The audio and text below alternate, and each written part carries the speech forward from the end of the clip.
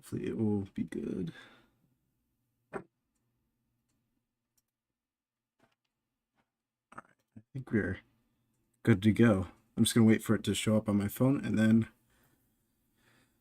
I will get started. Fantastic. All right, folks. Hello. Today we are going to be talking about some um, landscape stuff, some environment design. So I want to first shout out, let me share my screen on Discord first. I want to first shout out some people who have been inspirations to me. So I hosted a chat last week with Martin Nauta and Covingsworth. And those guys are the masters of landscapes, and I've taken a lot of my techniques from them. But I wanted to give an impression of what it's like to actually work on one of these projects, sort of from start to finish. So I want to first start by explaining sort of what we're going to do, how in depth we're going to go, because obviously creating one of these things in one sitting is pretty tough. So I'm not going to do things like making the trees in SpeedTree. I've already got those. I'm just going to use ones I've already made. There are some free trees you can find online. I'm going to be using some Quixel assets. Ultimately, though, the rocks, if they're small, they're pretty easy to make. But yeah, before we start, does anybody have any questions or anything you guys would particularly like me to address in the stream?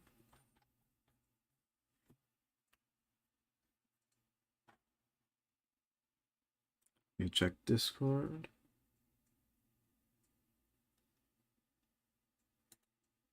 Hey Dennis, if or Clonely, if I invited Cov and Martin to say hi if they wanted to.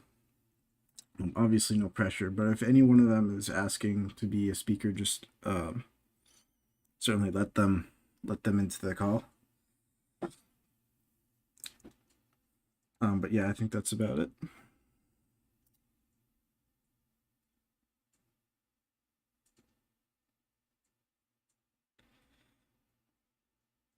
We got almost like, well, we got like 25 people watching between both of those. That's actually pretty crazy. I'm excited for this. I think this might be my new stream time. So this is a render I did a couple days ago that I posted to my ArtStation. I've learned a little bit since then, but I think it's pretty cool. So what we're going to do is we're going to start out in World Creator, which I got down there. And we're going to make this base terrain. Then we're going to bring it into Blender. And we're going to texture it up. And then we're going to work on scattering assets. So we got a lot ahead of us. Yeah, the lighting is pretty cool. We'll certainly get into that. We might put clouds, although certainly these were a little bit of a menace to get right. And also they tank your render time. So yeah. I guess actually let's first start by going over the reference images. So I'm referencing this because I want to make something sort of like that, but obviously reality is the best way to do it. So I have PureF loaded up. So a couple of these are from Rocky Mountain National Park. I just love them. They're a little bit grainy. You can see there's a lot of like these cascading rocks and such. And they also got some pretty neat coniferous forest. But yeah, ultimately the most important thing here would be to get the base shape right. So I guess let's get started with that. By the way, post your questions in the chat. I'm going to be checking the YouTube chat most often, but I'll try and make sure I get to the Discord people at least once in a while. Alrighty. So let's get started. So I make my terrains in World Creator. If you don't have it, I would recommend just looking up some free height maps or just buying a pack of height maps. If you go to like Google Earth, you can get some height maps, I'm pretty sure. I'll try and link some uh, some free resources in the description. Certainly, there are plenty of them. I think you can just find. You can certainly find some. Also, Ant Landscape, the Blender add-on, is pretty good. Yeah, like for instance, there's quite a few height maps. A lot of people get tricked into thinking that you actually need really high res height maps, but you don't. Also, Gaia has a free version which will give you 1K by 1K landscape height maps, and that's really all you need. I use 4K, but honestly, most of the detail is conveyed through the texturing. So yeah, you can certainly find stuff. Even just like procedural noise can work surprisingly well. I wish there were more free or affordable tools. Check the ArtStation store, by the way. That's a good place to look. But I'm going to go through this because this is my favored method of doing it because you just get the most control. I'm going to open up one of my old files.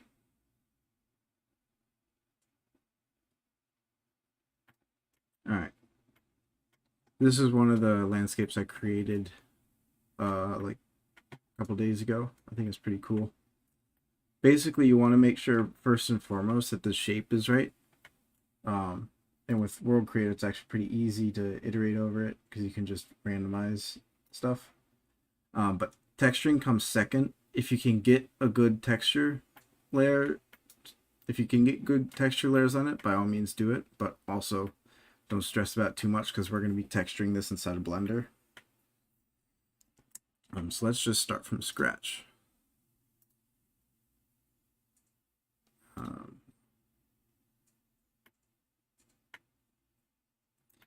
right, so we got this open. I like to render it in fast render for those of you who are using World Creator. I'm gonna quickly do this, just go through a couple filters and stuff, and then export a few texture maps, or more accurately, like splat maps, heat maps. This fast render just allows you to see more of the detail. So I'm gonna start by just sort of shaping these rocks, or these mountains as I like to. I'm gonna randomize this a little bit so we can get something a little bit more interesting. So if we look at our reference, I'm going to use this image as like our primary reference. Basically, we've got these like large rocky outcroppings and a lot of like this softer erosion, which we're going to scatter rocks on. You can see that's happening there. So the name of the game is to have a lot of rough stuff around there that will then enhance with displacement in Blender, and then a lot of these softer bits that we're going to get through like tailless erosion. And I'll show you some tricks for that. So I'm going to first start by just experimenting around, playing around with filters. I love the sand filter, by the way, even though it is a little bit slower. I think we're going to start by playing around with the rocky, because I think that gets us what we want.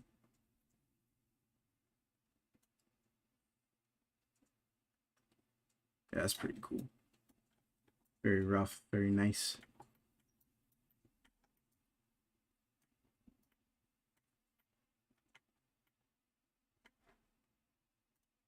Then I'm just gonna layer some, I think we're gonna want some, I think rugged looks best. So that's gonna smooth out the shape a little bit, but then I'll keep the rocky stuff. And then, let's see. Also in the dry is this rocky cliffs thing, which is actually pretty fun to mess with, although I'm not sure we're gonna make a whole lot of use for that.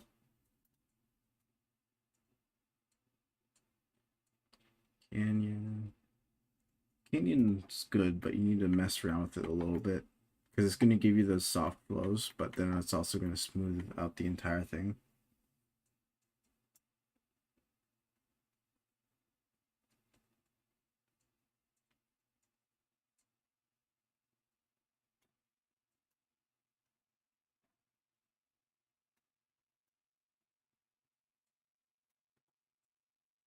You can add these distribution maps.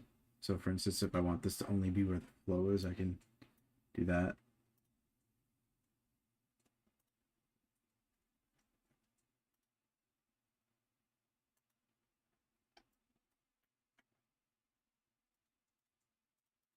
Okay, that's pretty interesting. So what I do is I added this rocks distribution, which is going to sort of approximate where the rocks are. Um, and then I inverted that, so I want this to be wherever the rocks aren't. So that really just toned down the effect a ton.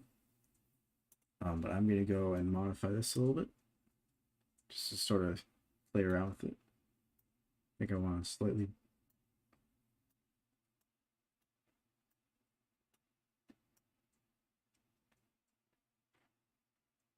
It isn't doing a whole lot here, is it?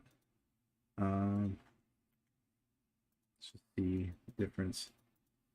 I think that actually works pretty well. It's very subtle.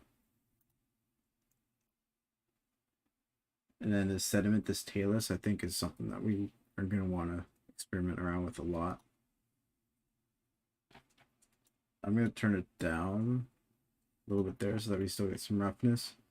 Actually, no. I'm going to leave the roughness to the actual rock meshes.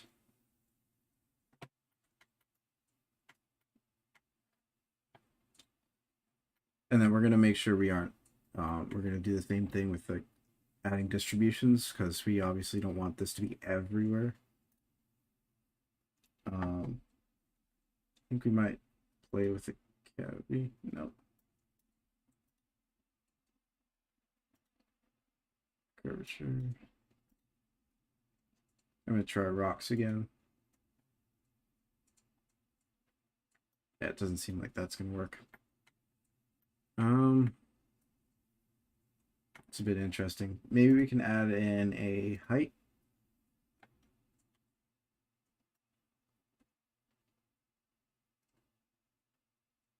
That's pretty cool. That's pretty cool. We can turn the max height down here as well. That works. Maybe try experimenting with the length, angle, and max height.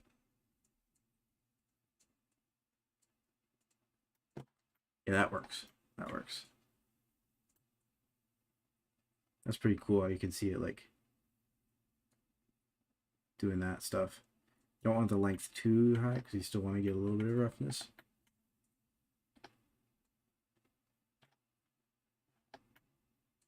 So that's pretty neat.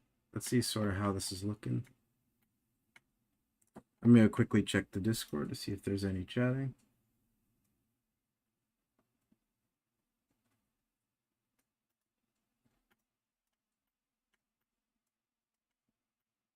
Those are requesting to speak. I'm only going to let Cov and Martin come on. You can ask your questions in the chat.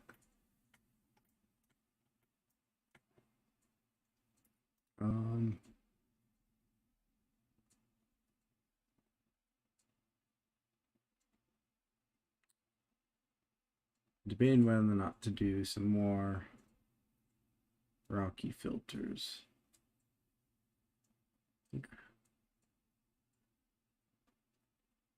Let's see what this looks like. I'm going to need to edit this talus. I think that might be sort of... Nah.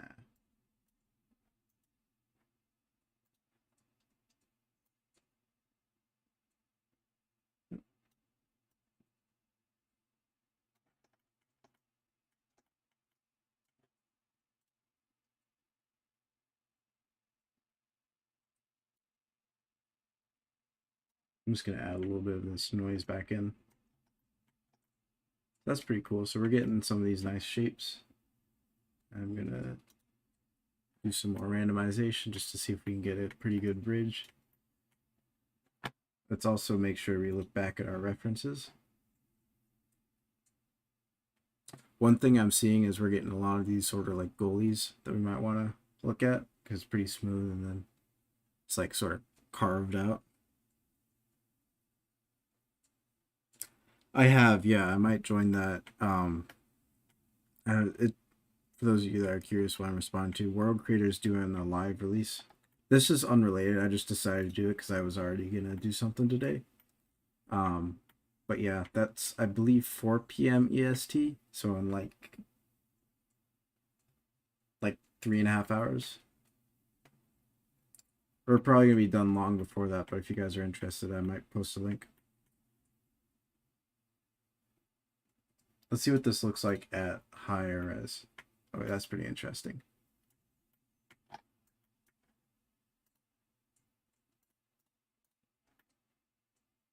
Alrighty. Next thing I'm gonna do is I think I'm gonna put in a sand simulation.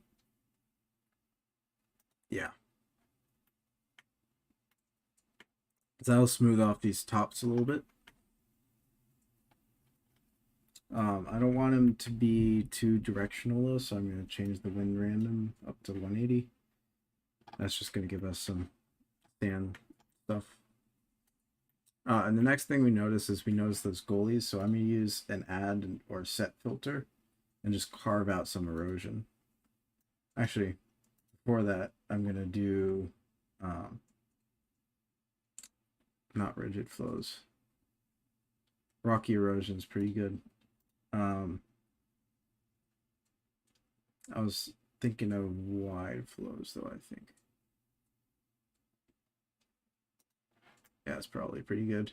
And I'm just going to limit these to be in the distribution. I'm just going to make these all have slope filters.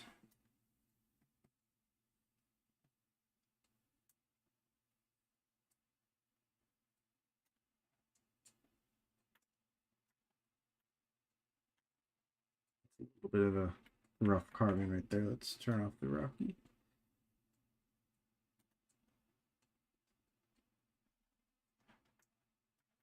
Neat.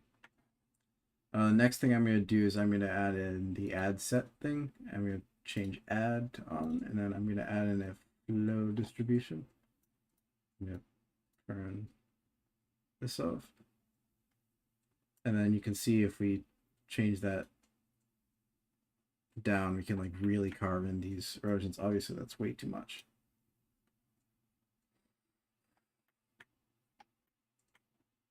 That can add in some nice goalies and such.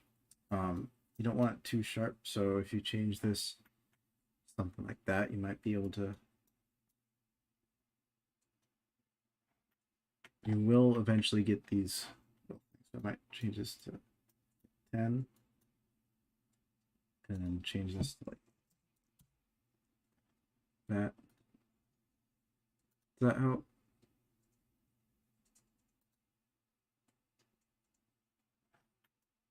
I don't know if it does much. I just kind of like how it looks.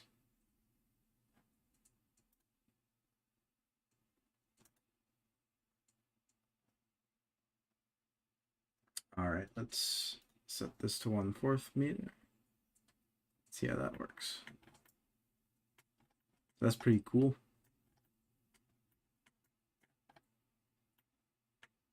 We're seeing some of those nice details. I think what I'm going to do is I don't particularly like how the erosion is carving a whole lot into there. So I'm going to try and turn off the rocky. See what...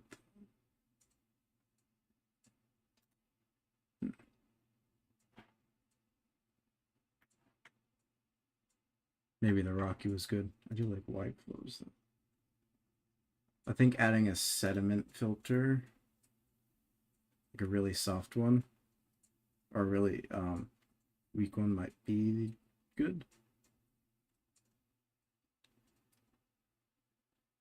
Oh, hey, Gov.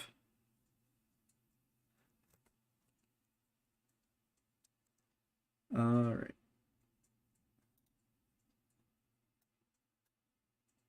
I'm just going to turn the strength down quite a bit and just sort of experiment around with it.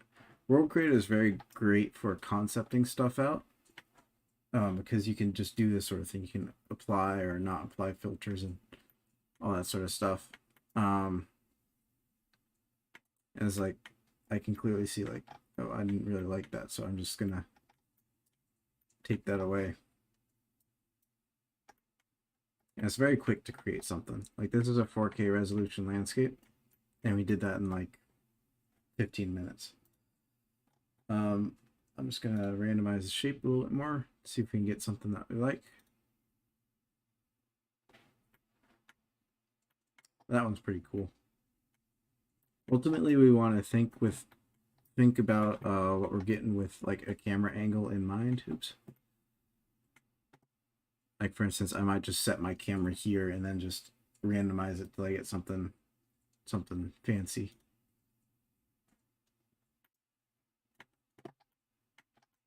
I like how this looks. That's pretty cool.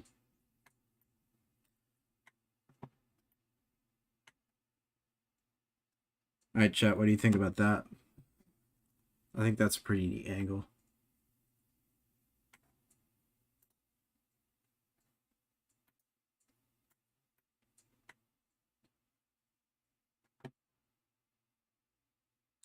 I'm gonna see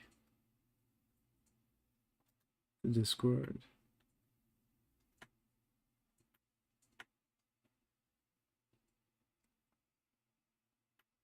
All right, I'm gonna take your silence as silence of approval. I do kind of like that.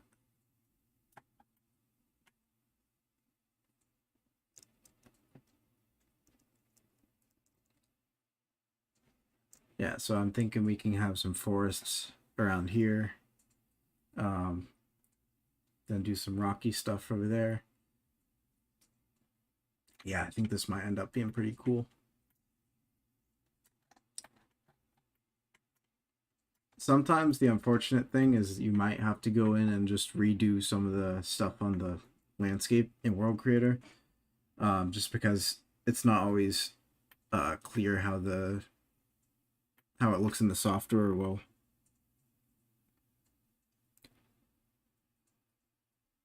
um, that carve and where the mountain slope ends on the right looks a little strange. It does a bit, yeah. I think that stuff can be fixed in Blender though. With good texturing, anything can be fixed. Really, what I want to get is like a horizon disappearing, so it looks like we're looking at like a complete world.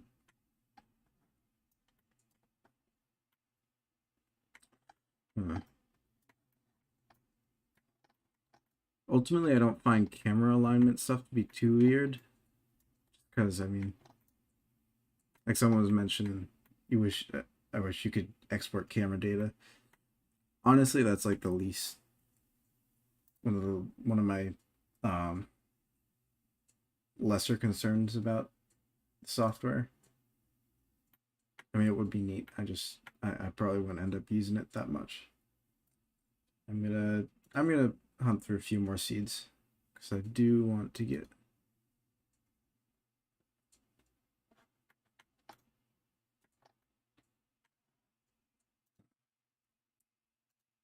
I'm gonna turn this off.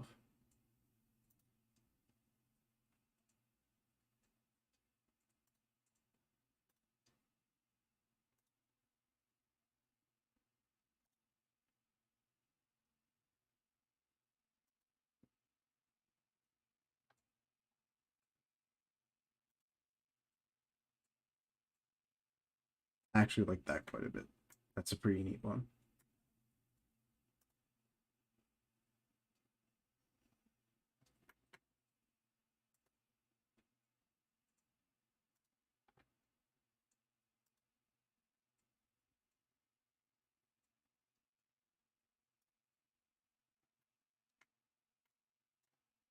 Hmm.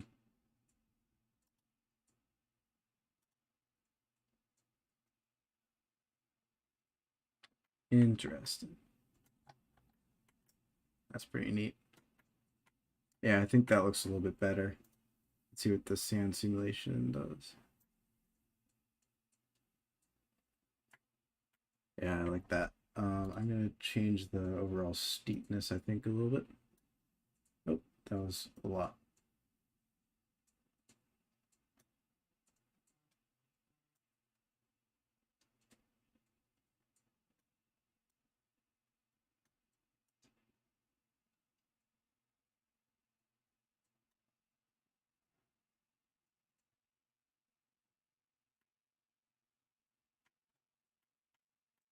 That seems pretty good.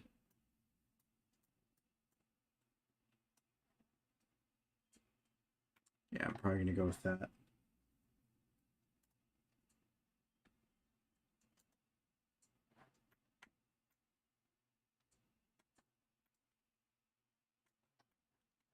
I have certainly, the look has evolved from like more of a Rocky Mountain aesthetic.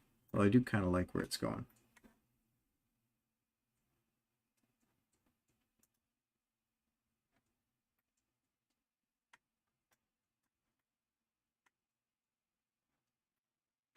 Yeah, it's pretty cool. I like these.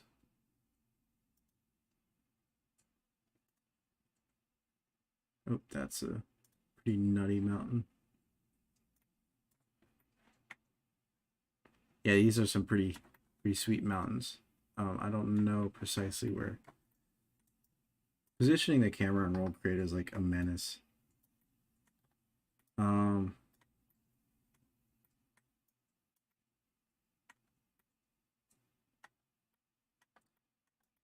Really close up foregrounds are quite hard, so I want to avoid that if possible. I do like this angle, although I think that we might have to do some stuff in the background there. Maybe. Maybe it's just me, but it looks a little bit incomplete.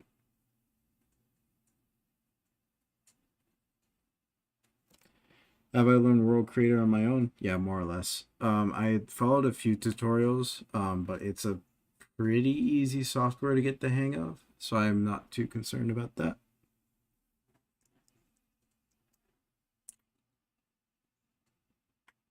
It's pretty fun to mess around with, although obviously it's paid, so not everybody can afford it. Nope.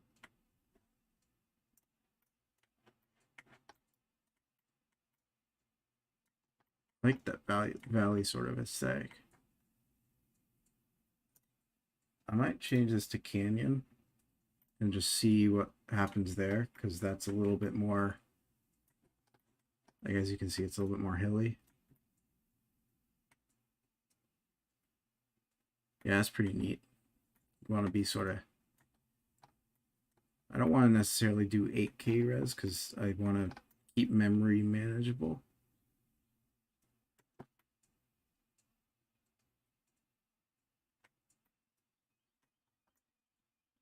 Hmm.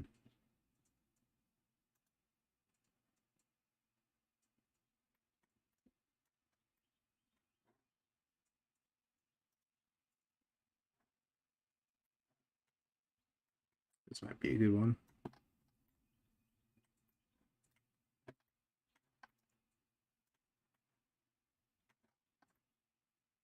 The difficulty with this though is that you're inside of the camera or the canyon, so you have really close up stuff, or at least more close up stuff, and then really far away stuff, and making those look integrated is either very taxing on your PC or very taxing on your skill set.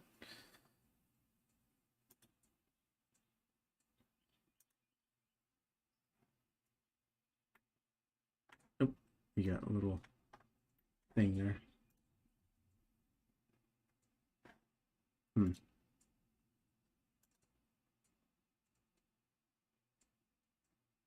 It's pretty cool. Like some almost Fortnite like action.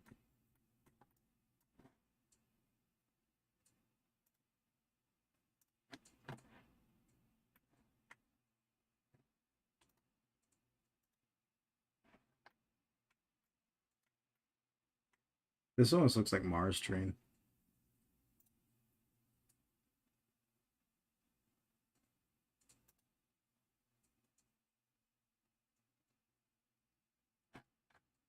This might be the money shot.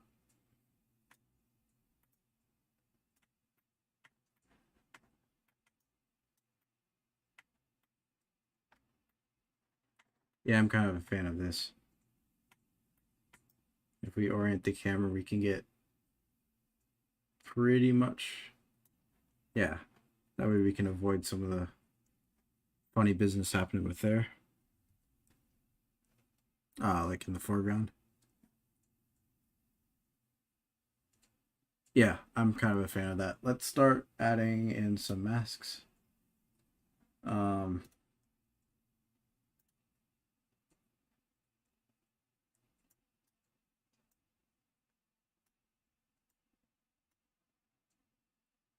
I'm gonna paint in some masks essentially just for like um what would you say, like flow maps and such. I intend to do a lot of weight painting in Blender, more or less, for like where the trees are going, because that's usually best done manually. Um, just because you get more control, and it's not too hard. So I'm gonna go into this materials tab and then set this to black. And I'm just gonna edit the distributions on this, like flow. The flow map's mainly going to be for like where the rocks are going and where I exclude the trees. Um, so like I'm going to have, for instance, a weight painted mask for the trees. And then I'm just going to sort of subtract this flow map. Also, I'm going to do this and then I'm going to pause for questions, just so that everybody can get caught up. I know this isn't usually Blender, and some people are just kind of tuning me out right now because it isn't relevant. I can't really blame you. But yeah, and we are going to be using geometry nodes, by the way, for scattering stuff. So this will be officially the first GeoNodes tutorial on the channel. By the way, we got like 31 viewers, which is crazy. See how many, and a couple on the Discord as well. I think this is probably the most popular stream. I'm probably going to stream at this time again next week. Maybe with guests. We'll see. All right, let's export the height map first. Let's get that into Blender and then focus on all the maps. So I want to make sure we have the camera position and stuff all correct. So we have height map. If you can get 4K, that's good. You don't really need any more. Really, all the detail is going to be conveyed in the texturing, the landscapes, just to sort of map those textures. I've done landscapes with like 500 by 500 maps. They weren't super great because I wasn't that experienced, but the maps weren't the failing point.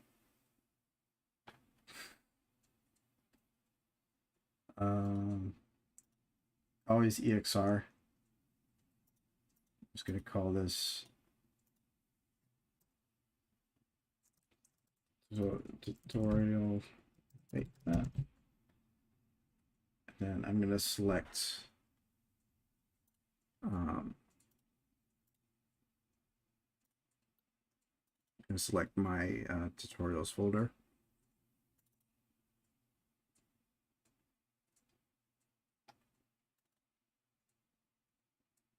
I wish they would have update this. I think they might have in the latest one, but this is like super weird. Tutorials, landscapes. I'm just gonna call it, yeah, I'm just gonna shove it in there. I'm gonna export it. And let's take it into Blender. Also, new HDRI for Nebula's dropping into Patreon later today. Just heads up for those of you that are on the Patreon that are watching. So I'm gonna add a plane, and then I'm gonna scale this like 500. So that's like world creator scale because that's a 1K by 1K meter landscape. And then that funny business.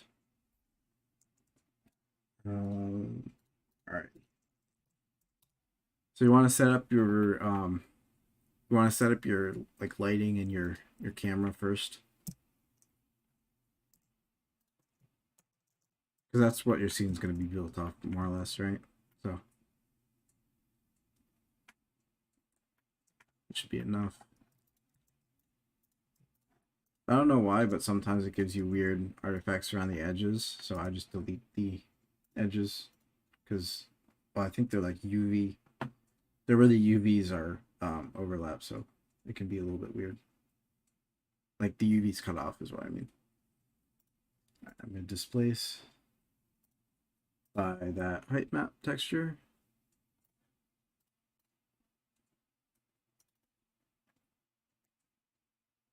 Do I use World Creator only for concepting? So I think people generally, I think it's a great tool for concepting. I think if I had access to Gaia, I might use that for like the final thing. But ultimately, your terrain creation software doesn't matter too much because if you know how to use World Creator, you can get pretty good results. Or is it landscapes? Make sure you set the coordinates to UV, and then it'll tell you, by the way, in World Creator, the scale. So this is 1024 by 1024 by 158. So since we're using a 1000 by 1000, you can just set like 150 and it'll probably be good. Yep. And this is where our camera was about. So I'm going to add that in. How do you pronounce Gaia? Gaia? I always I always call it Gaia because it's funny.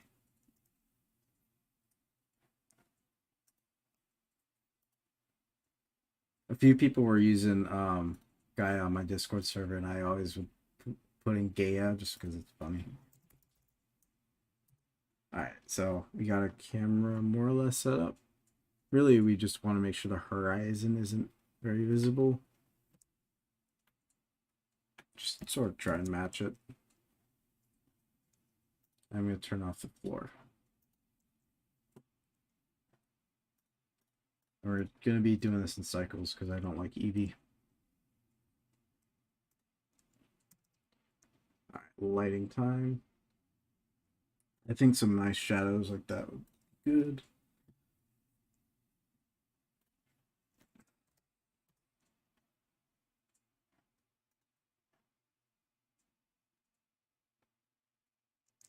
Something's up with my GPU performance.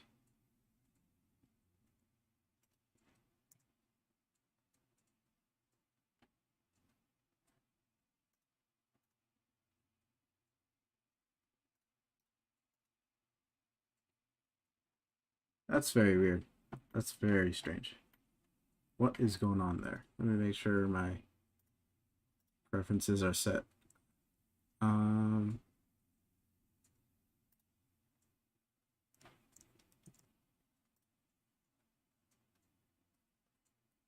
Gaia.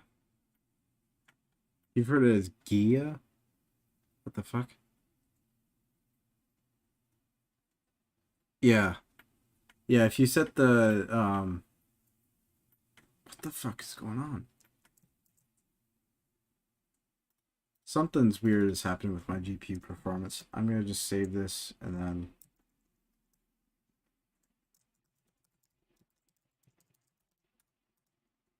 yeah, if you set it to extend, you can probably deal with that. I never really done it like that though, so I do kind of a weird version.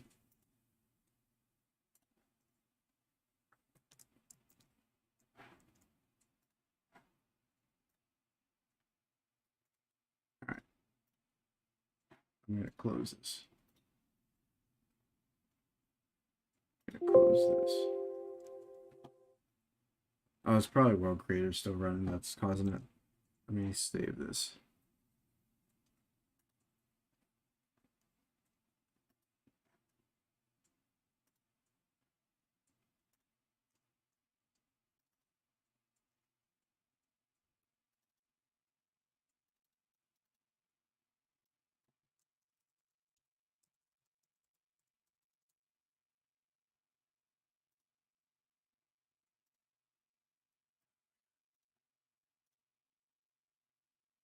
All right, time to try this again.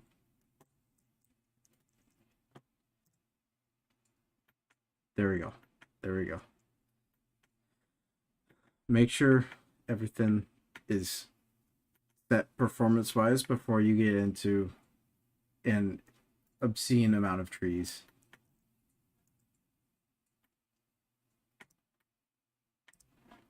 All right, so let's add some subdivisions.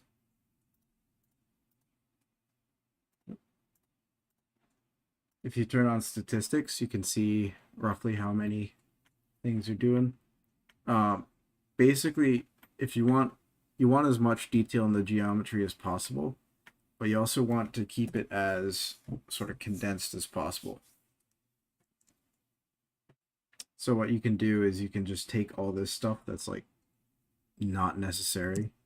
I'm gonna go into here and I'm then just gonna pretty much delete all the stuff out here more accurately.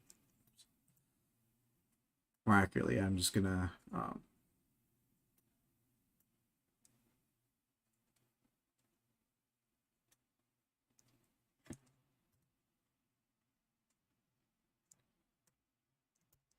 Control I, and I'm gonna separate this by selection because I want to get all the lighting from all of this, but I also don't want to get any of the geometry. So I'm just gonna turn the subdivision off and then only subdivide this part.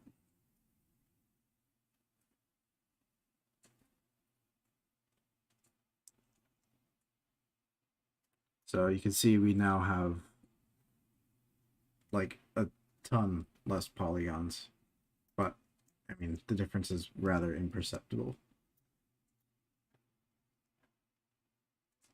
Obviously it is if you're looking at something else, but for static cameras and stuff that isn't panning shots, it's a great way to do it. And you can also just do this procedurally in geometry nodes, right? So this is going to be the level of viewport subdivision I'm going to use. It's a decent amount. You still have a couple million polygons. And I'm just going to turn that up by 1 for the render. And yeah, that's going to be more or less it. Let me actually get down a little bit lower.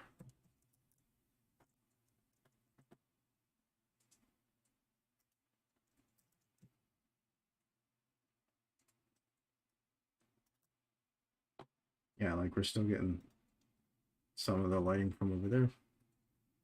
I think it's pretty fun.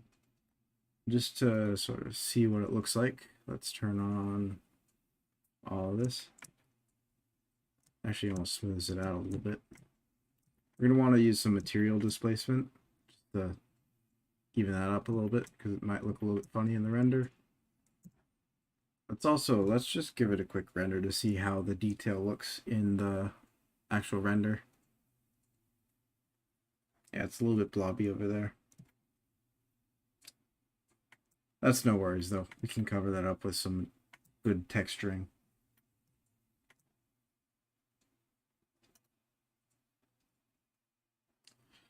Alrighty. Yes, I responded to chat.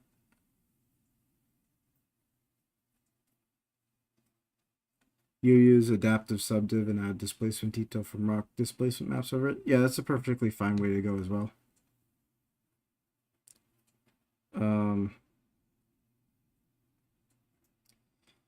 I don't personally like it too much, but I mean, it certainly has its utility.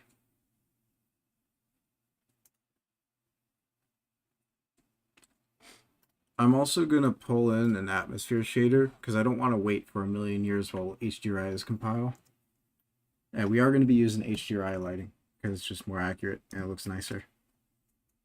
And we can certainly find one that matches up to the sun pretty well, or just make it match up to the sun.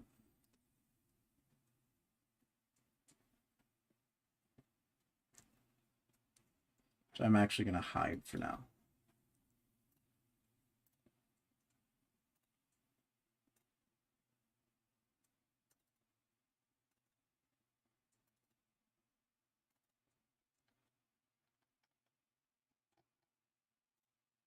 So I'm going to go into world, delete this, add in my atmosphere shader. You can use like a Nishida sky texture. I just use this because it looks better.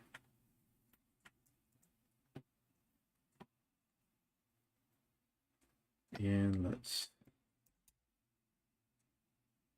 figure out what we want to do with that.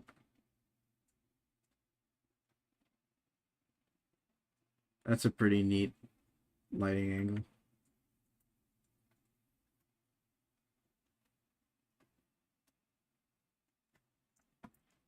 So the reason why I'm using this instead of an HDRI is because, like, look, it's a lot faster to just load up a render and concept stuff. But obviously you want to use like actual HDRIs if you want clouds and stuff.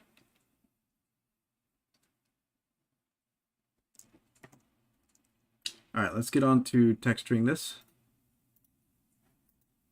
So first thing I want to do is I want to make sure we have material assigned to it. And I'm going to turn down our subdivisions a decent amount.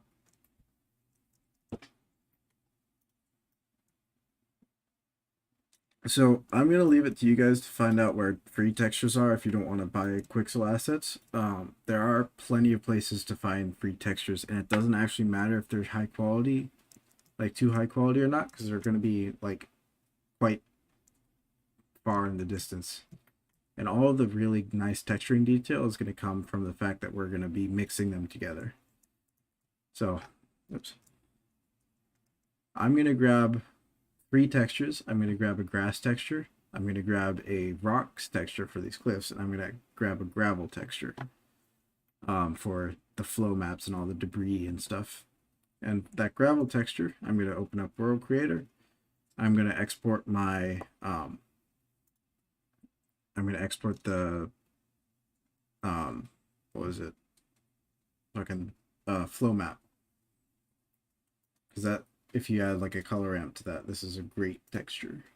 So I'm going to add in just a color map.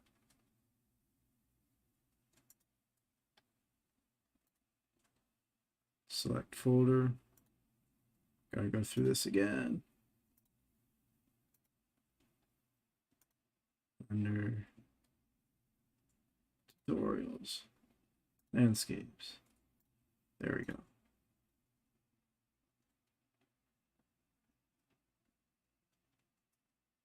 All right, I'm going to export this.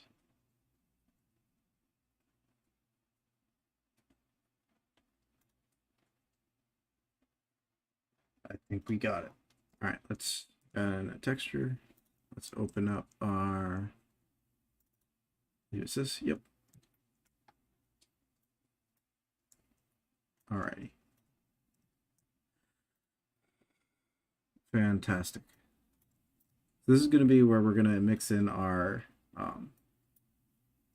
gravel texture from our grass. So let's set up those two textures first.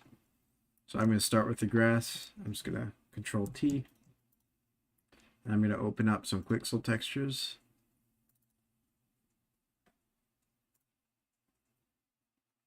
You can certainly import them. I just think this might be quicker. I don't know. It's a weird thing. I think this might be good. And then you want to tile it up a ton. Turn the specular down. And I'm going to use object because that's going to give us like a more realistic scale. But that's obviously like way too tiled. Like there's nothing you can do to really do much with that. I think that might be a better one, just like 0.1.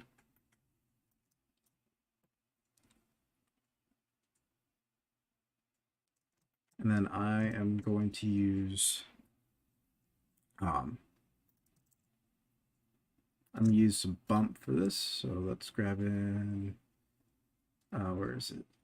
Displacement. So you want it to be as texture light as you can. So I'm only going to be using albedo and then the displacement because that's the only thing that's really going to give me details. Because when you're loading in like a bunch of 4K textures, like usually my landscapes, I'm not the greatest at memory management. I'm decent, but again, not the greatest. Usually my landscapes, like a lot of the memory usage and the bottleneck is loading textures. So if you can do as little of that as possible, that's great. So I'm gonna use a bump here. And I'm gonna put into the height and put this into the normal. I'm gonna change the distance up to like 10. This grass is pretty rough.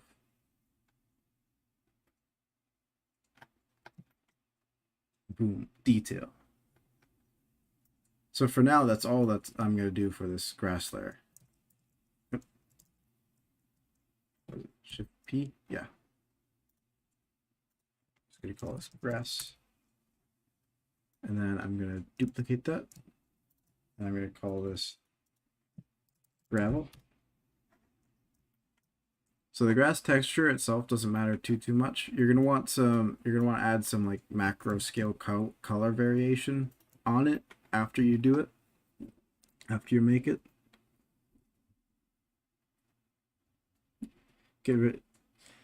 Helps you get rid of tiling textures on landscapes. Yeah, I mean, it will. Ultimately, though, you don't really notice the tiling when you do stuff. Plus, you want to get like as much, like it's gonna look incredibly homogeneous no matter which way you do it. If you just have it too tiled. If you're doing like scale of 1, 1, 1, like you aren't getting any of the texture detail. So like, what's kind of the point of just not using? What's like the point of using that and taking up more memory when you could just do like some noise textures and such? So I like this scale of maybe a little bit smaller. I mean, it is certainly a good note. I don't want to diss it too much. Next, I'm going to find my gravel. This is a good one. Oops, let's preview. It's going to be in the displacement. Then we'll grab the albedo. Let's see how this looks. Then we're going to do a mix shader.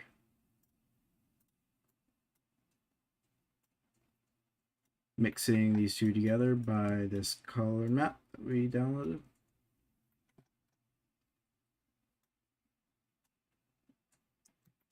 So you can see we get some gravel over there. You're going to want to mess with this a lot. This is going to provide just a basic sort of coverage. But obviously, as you can see, we need like a color ramp and such.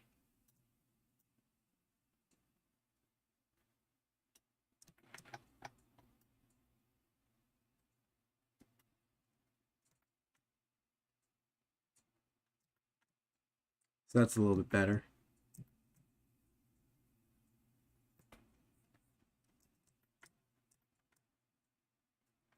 One of the tricks I picked up from Martin Nauda's tutorial, which I'm going to give complete credit to him for, is using this texture in the displacement as like the height and just plugging that into there. Oops, you want to flip it.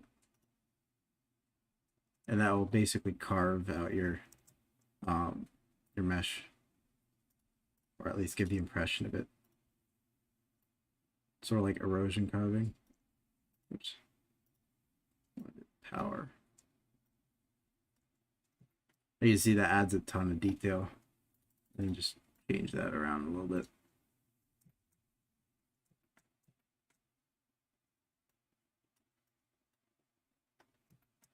So that's pretty cool. Now let's give this a little bit more, like we don't really want grass appearing on these slopes too much. So we can do some fun stuff with that. I'm going to use the normal output here. Actually, I'm going to use the geometry node and this normal. Oops.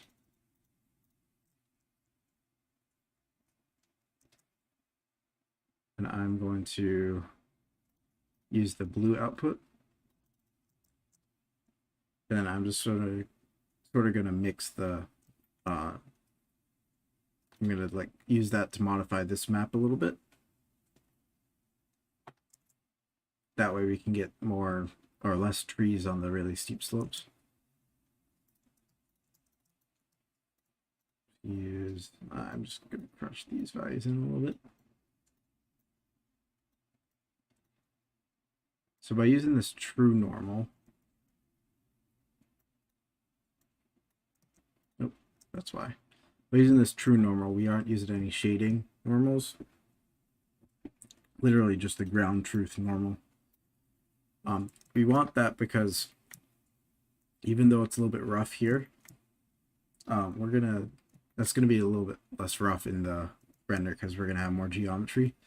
But the shading normals will like completely fuck stuff up.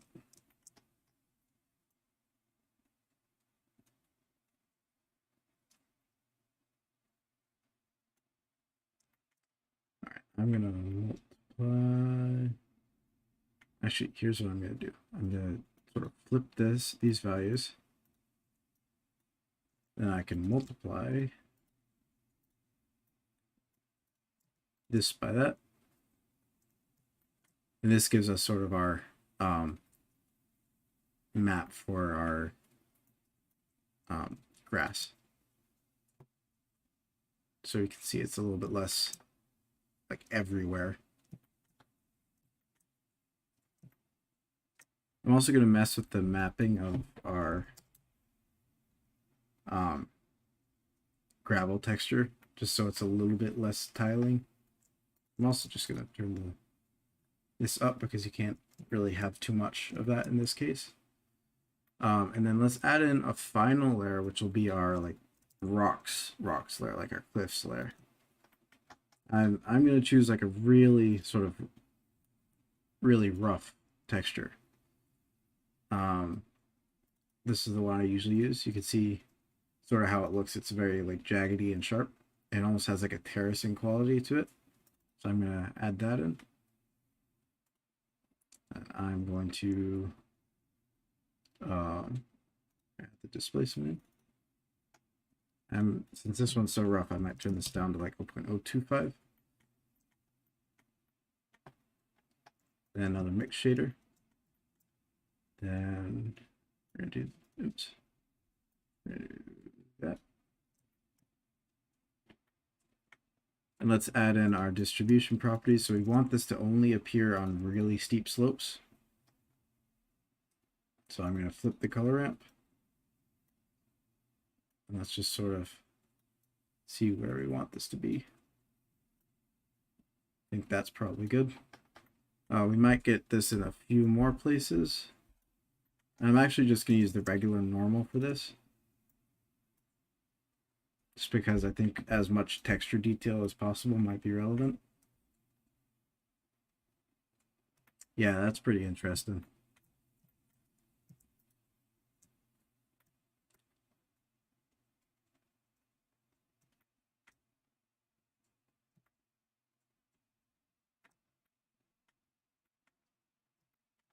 Let's see if that's stuff. We might want to turn this back down a little bit. Just to see it. I'm also going to turn this up to 5.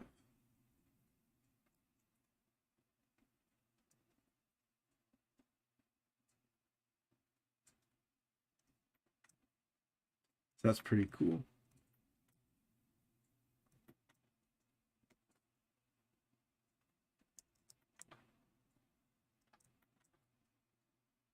So we're getting a lot of texture detail in there.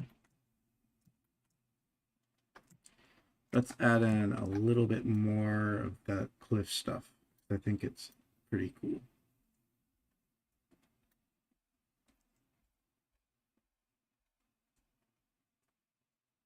Yeah, there, now you can see it in there. Let's soften the transition a little bit.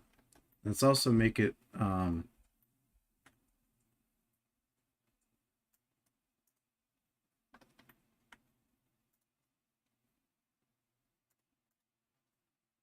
let's change this to rocks, by the way. Let's make this like 5.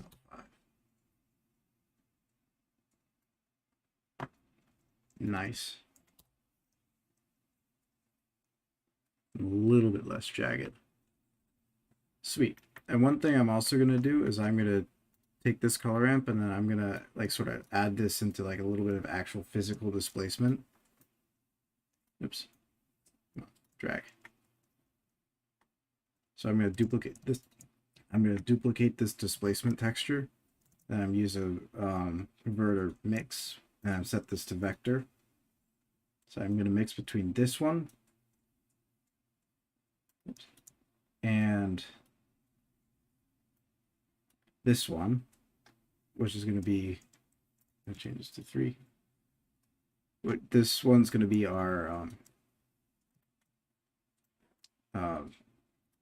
rocks displacement texture, which is all the way down here. Plug that into the height. Change the scale like 2. Let's see how that looks. It doesn't do much right now, but I think if we change this to displacement and bump, yeah, we're gonna get some of that. It was pretty cool. Let's turn up the detail.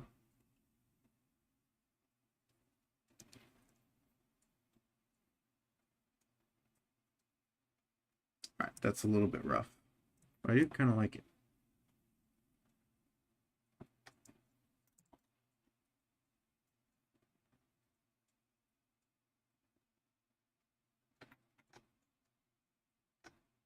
If I change the mid level to like 0, I think we might be able to get rid of a little bit of that. Yeah, that's better. Then also important to do is to do triplanar mapping, which is essentially just change this to box. So a little bit of blend. And box, a little bit of blend.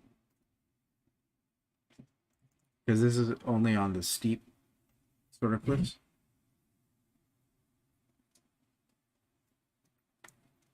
So we want it to be as, like, get as much texture detail as possible. That's pretty cool. Let's render this out and see how it looks, and see if we need any more geometry. I think we're doing good though.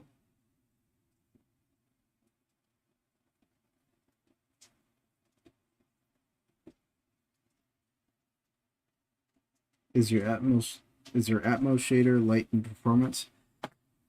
More or less. It's not the lightest. It's a little bit more taxing than physical starlight, but ultimately it's more of an additive computation than anything else. Like, the major bottleneck will always be the actual stuff that's happening in the landscape. So that's pretty cool. We're getting a little bit of weirdness over there. I think we might have to do some color adjustments. Yeah, let's do some color adjustments.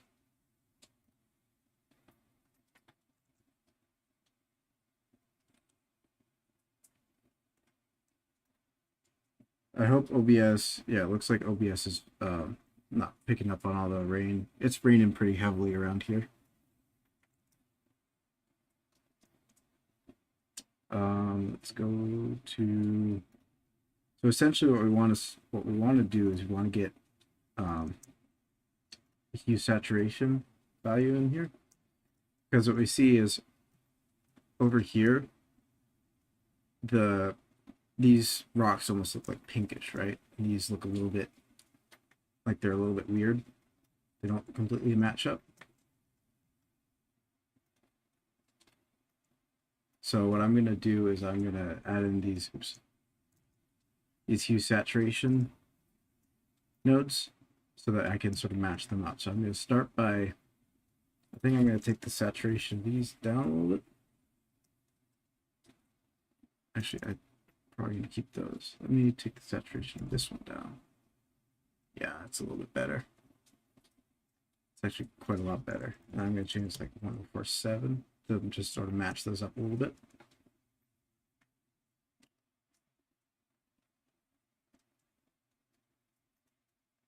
Alrighty. Next order of business, we want to get this base landscape looking as good as possible before we add trees and rocks and such. So I'm going to add in, we're going to add in some fog and also a gobo, which is like some cloud shadows and such. So I'm going to go into here. Actually, let's just keep in here. So I'm going to just make essentially a big volume cube. The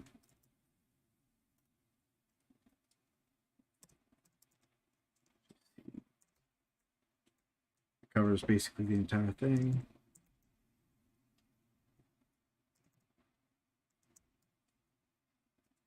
All right. So basically, you just want to cover the entire thing, and then we're gonna create a new material. I'm just gonna call this fog, and this is gonna just be a very light volumetric material. Where is it? So we're gonna shader, volume. I usually use emission and absorption.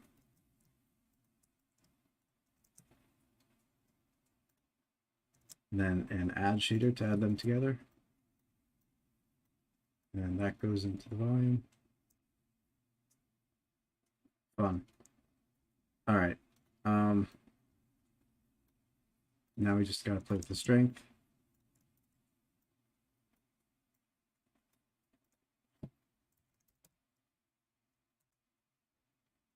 That's a little bit strong.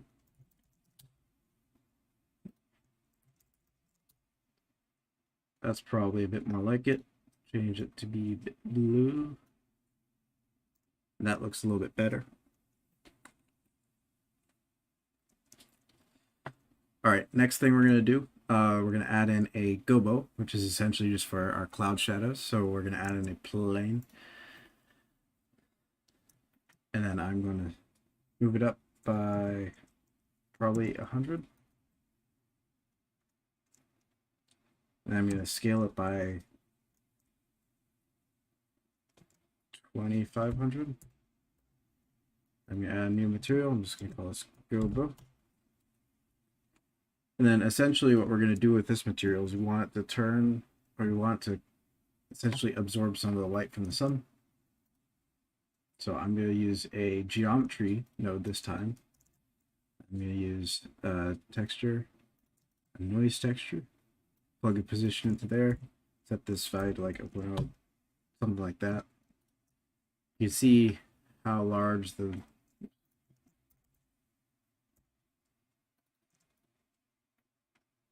noise texture is right there. And I'm going to add in color ramp. And I'm just going to do B spline. And then I'm going to add in a transparency shader.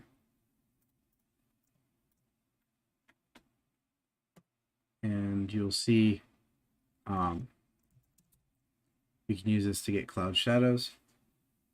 There's extra shadows in our terrain. But we also see that we have this, which is obviously undesirable. So if we go into this panel right here, and then in visibility, we can turn off the ray visibility for the camera. And pretty much everything except shadows.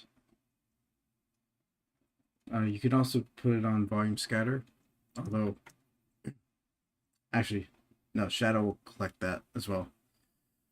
But I want to go a little bit deeper into this a little bit later, because it is possible to use the emission technique to get light rays, like God rays, but you need to have this sort of setup. So I will cover that maybe a bit later if we get to it. You can see we get some pretty neat shadows, and once we get a HDRI going, it'll look pretty sweet.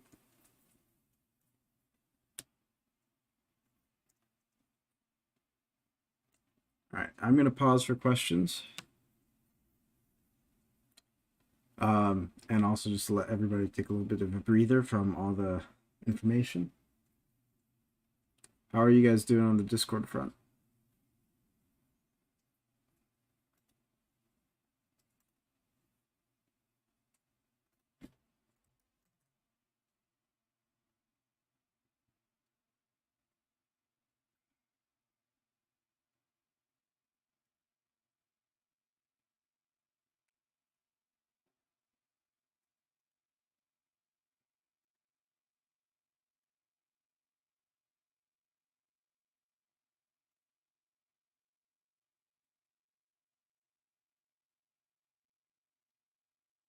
Is this going on YouTube? Yep. It will be accessible for you guys.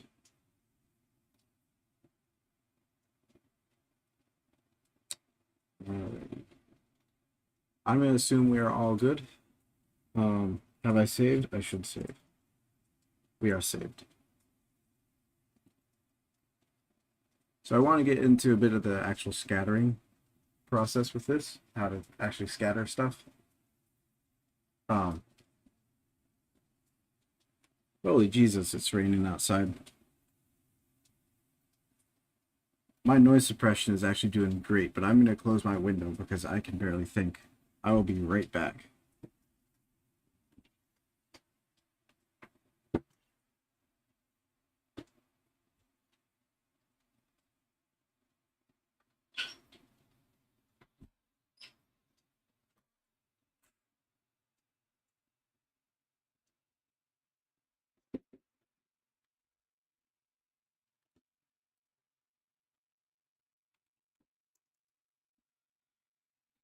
Alrighty, I am back, folks.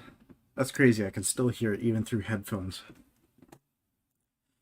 So so the scattering process is arguably the most complex part of all of this, which is kind of unfortunate because it's also the most, like, oh, it's not really unfortunate, but you guys probably get the picture. But so I'm gonna skip over some of it, but I will show you guys the basics. Or more accurately, I'll show you guys sort of what I do, just sort of break it down. So what I'm going to do is I'm going to append some stuff from my files here. So I have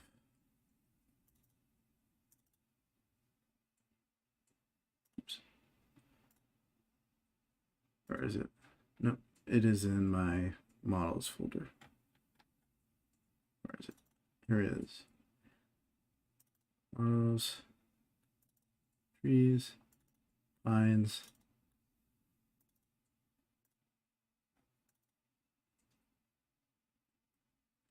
And I'm going to go into the node tree and I'm going to grab this fella. All right. Because I want, so why am I using the geometry position to feed the noise texture instead of object coordinates? But the short answer is because I wanted, if I'm going to add in God rays to this emission thing, so basically if you want your fog to look good when you have cloud shadows and stuff, you either need to use volume scattering, which is obviously very noisy and time consuming to render, or you want to use volume emission. So the difference between those two is because one actually collects light data and one doesn't. So you have to manually collect the light data if you want to get those God rays in your volume emission. So if I have it all connected to a position thing, I can do pretty much whatever I want with it. Like with the gobo, I can set to do whatever I want, and the cloud, not the cloud shader, the fog will just follow it a little bit better once I implement it. So what I've done here, let me delete this real quick. So I have a pack of trees and rocks that I've either created or I have gotten from Quixel.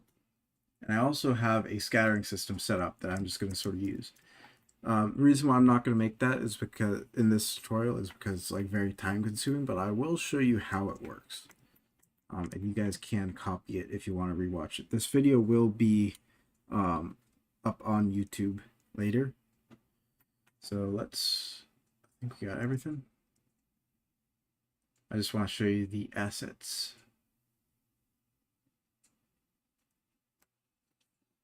It's going to take a little while to load. So I'm going to go into viewport management and all that fun stuff.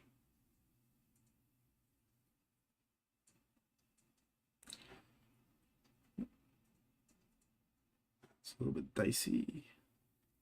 I'm going to close this. Close. No.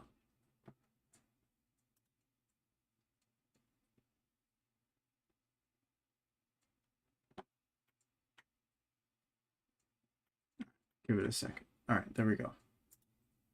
I'm going to turn off all of these boys. All right. Here's my stuffs. So basically what you want to do is if you have SpeedTree, this is a lot easier, but that's obviously a very expensive program, so it's not for everybody. I've created a bunch of these conifer assets, and alongside that, some dead ones. And then I've also created these bushes. And then beyond that, I've created some different tree types. So these are the aspens that I like to integrate into it. I think they look pretty great. Then some oaks as well. And I have smaller versions of all of those. So there are plenty of free tree packs that you can get online. I know a fellow named that goes by Mantissa. He has some pine tree ones that I used for a while. Those are free. Mantissa.xyz I think is where you can find them, and also some other ones. It's obviously best if you can make them yourself, but not everybody can. So obviously I want to make sure everybody can at least follow this to some capacity. But anyways, so it's important to have multiple different tree types, and it's important to have variations between your trees, because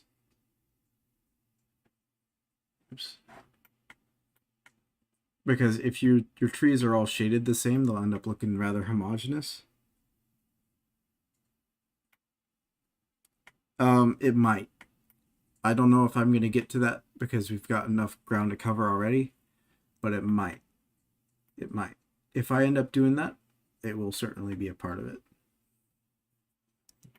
All right. Anyways, so I'm going to go into the shader for these because half of the work is done in the shader. Obviously, the base shape helps, but the shading is where all the magic happens. So let's go into the shading tab.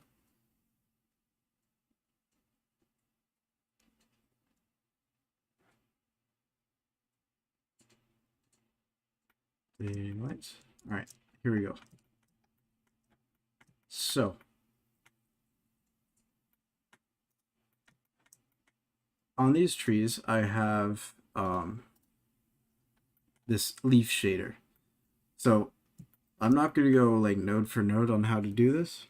Use 2 variations. That's sometimes enough. I like 7 and then 3 smaller ones. Or in this case, 5 and 5, because the smaller aspens will take up a lot of space. And then for these, I only have 3 because there are obviously less dead trees.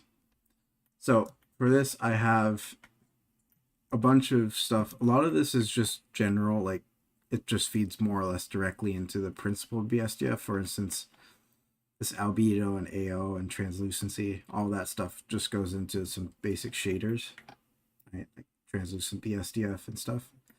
But where this really kicks in is that I have color variations between trees. So if I want to change the saturation between these conifers, I could do that. Actually, I'm not sure if I've implemented that just yet. That didn't do a whole lot. Maybe I just got unlucky with this. But the brightness variation is the one I'm using. So if I turn that off to 0, let it recompile, you can see all of these are very homogeneously bright, right? But if I turn that to like 5,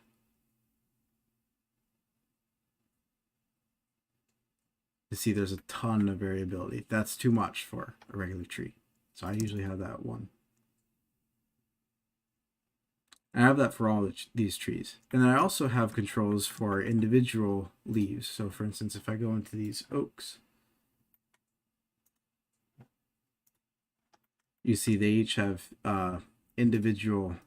each individual leaf is different. And if you open this up, you can see basically there's this object info node that you can take. That's essentially just that you can output a random value from. That's how I'm using these like macro scale, like per tree, each tree is a certain brightness amount, right? But there's also random per island in this geometry node that I'm just plugging into a Voronoi texture, and then that's outputting something for each leaf.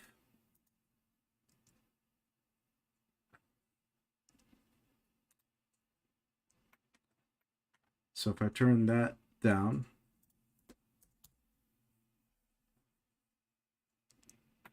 see all the leaves are the same hue. If I turn that up, see we get more fall colors. It's pretty neat. I'm gonna turn that pretty much off because I want them to sort of match the colors a little bit better. And the same sort of stuff goes for these other ones. Let me see if I can click on one of these aspens. There we go. So this leaf shader is pretty good. It doesn't actually, it's not too complex. As you can see, like it's only like 20 or 30 nodes. I might put them in the description, but they aren't too hard to do. So I wouldn't fret about it too much. But yeah. So if I want to make this fall, I can basically multiply the albedo by this albedo tint, which is done in the shader. If you track the paths, you can see this albedo tint goes into multiply, which just essentially it's a scalar for the or it's a multiplier for the albedo. I can turn it to like fall and stuff, which is pretty cool.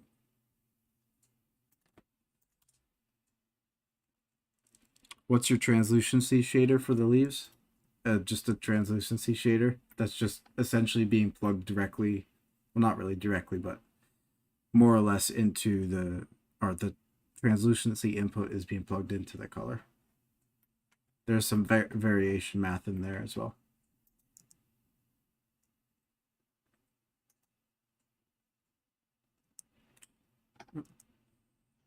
So what I'm going to do is, because each leaf variation has a ton of textures assigned to it, and I want to conserve memory as much as possible, I'm essentially just going to leave the albedo and the translucency here, because those are the only really important, oh, and opacity, of course, because those are the really important ones.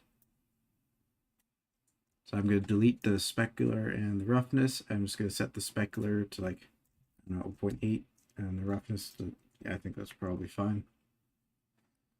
I'm going to do the same for each tree variation. I'm also going to delete the bark textures as well that aren't doing much. Please.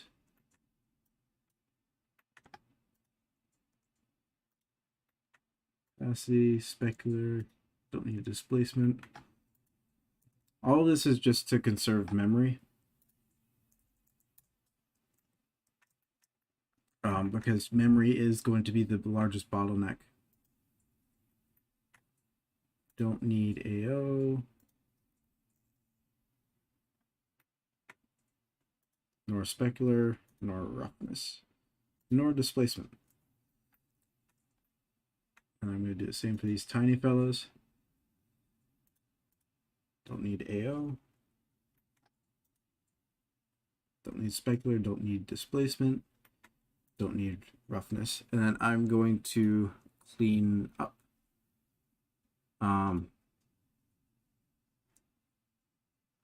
Actually, I'm going to hold off on cleaning that up because I would otherwise have just deleted my scattering node group. But anyways, that's more or less it. We just killed half of the textures, which is always fun. So let's go into geometry nodes and let's actually scatter these motherfuckers, because I expect that is what you guys want to see. So I'm just going to enable that for now. And then I'm going to turn this off. and add in a geometry nodes modifier, and then get my I'm gonna turn this down. It's gonna kill my PC otherwise. Conifer ecosystem.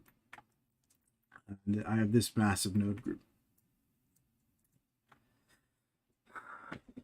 So essentially, I've shared some pictures in my Discord of what this does, but it's going to give us like a preset for a forest.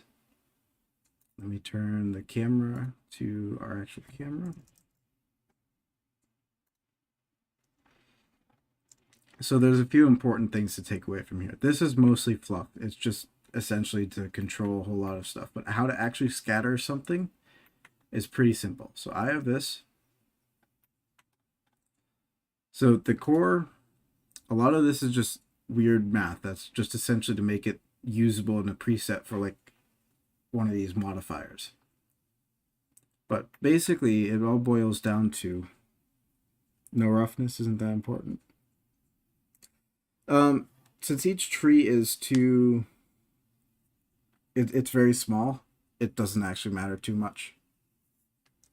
It's gonna look more or less the same, because you aren't going to see individual leaves. They're going to be multiple pixels per, or multiple leaves per pixel.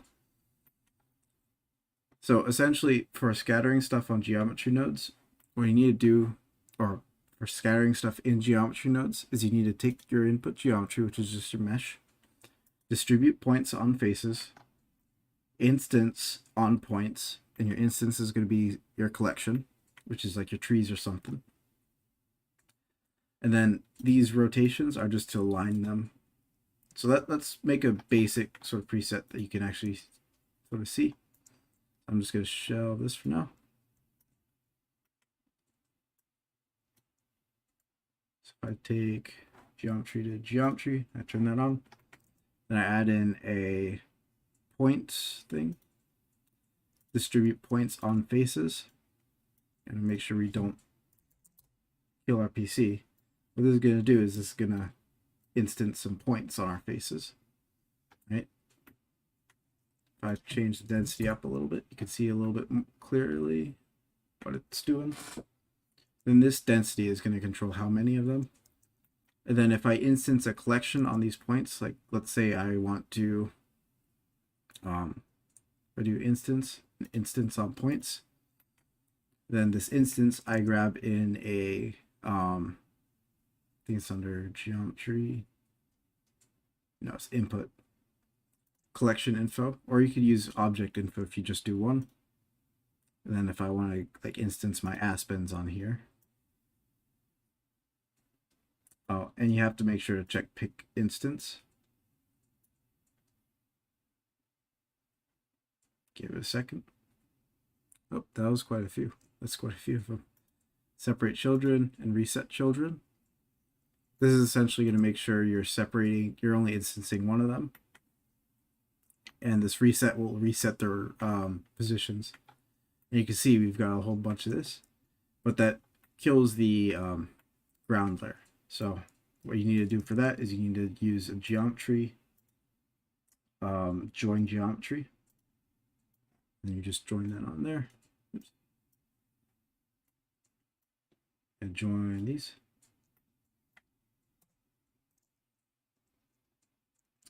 And if I go into, I'm just going to that a little bit down, go into rendered view, you will see we have a bunch of trees, which is always pretty fun. All right, so that's more or less the principle. And if you want to add in random rotation, you can literally just use an input, random value. Oops. Where is it? Something. Where is it?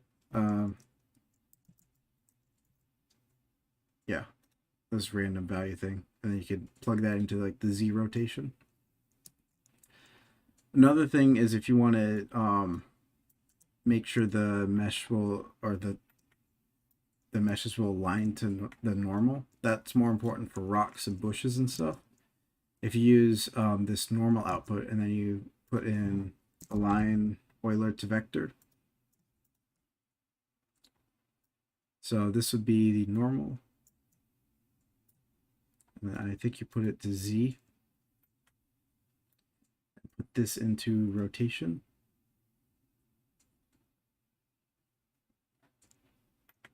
Actually, I'm forget precisely how this works. You have to give me 1 second. Oh.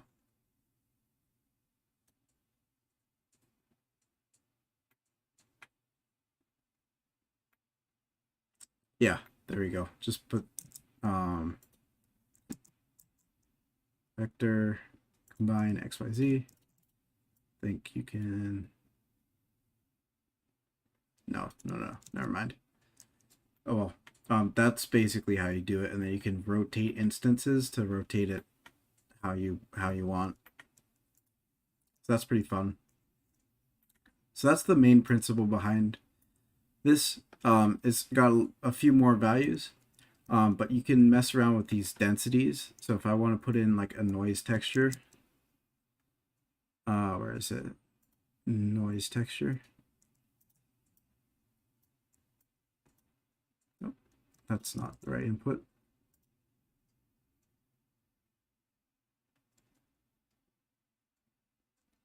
Or is it? Position. I'm not very used to geometry nodes. You're gonna have to bear with me.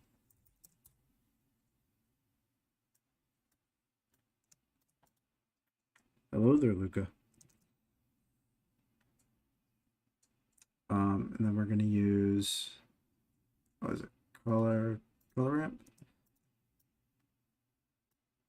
I'm just gonna put constant, just because. Then set this like 4.05. And then put this into like density. You can see we get like some variation right there. These leaves are a little bit more specular than I want them to be, so I'm gonna modify that. But you kind of get the point. That is the base principle along which these are operating. So let's actually show you what this ecosystem preset does.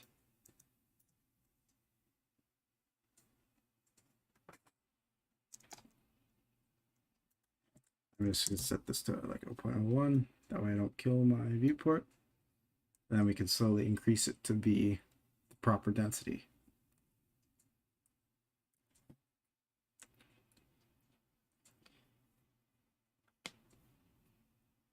Give it a second to load everything. All right, sweet. Let's increase this a little bit more.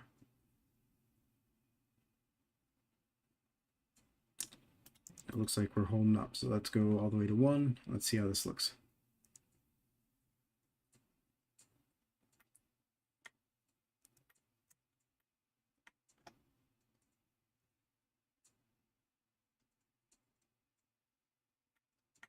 Lovely.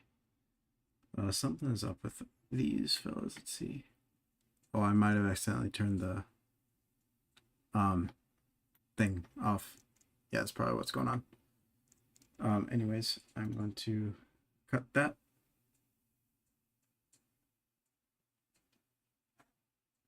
Oh, give it a second.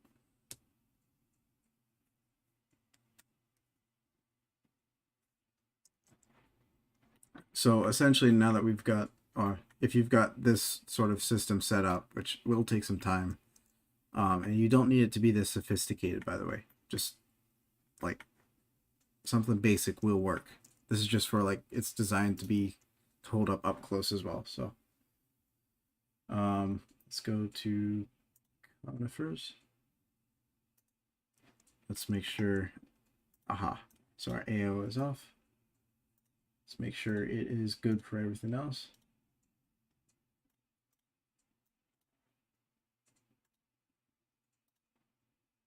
Conifers, oh, we don't really need to do that. Under growth.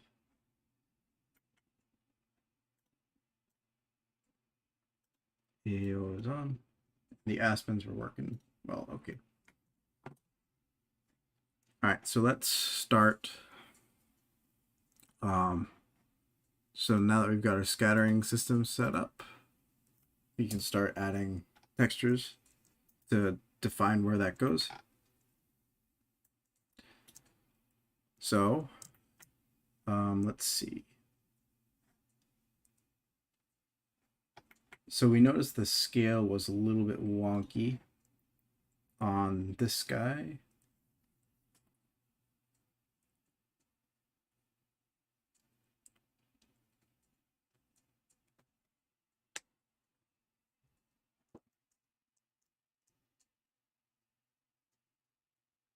Yeah, so like these trees are pretty big, a little bigger than what we want. So I'm going to turn the scale, let's try 0.25. Give it a minute.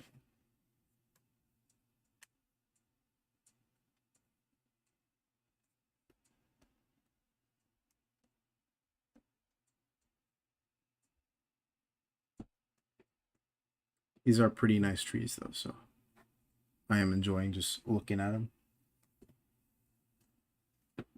So as you can see, we're creating quite a few trees here, so bear with my computer as it is currently in the process of dying. Here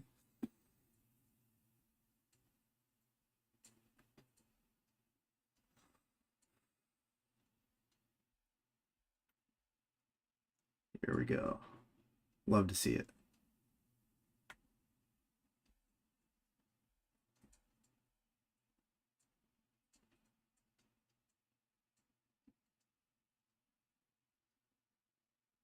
Do I always work in render mode? It's the only way that you can see these trees because they're bounding boxes in the viewport just to save on performance.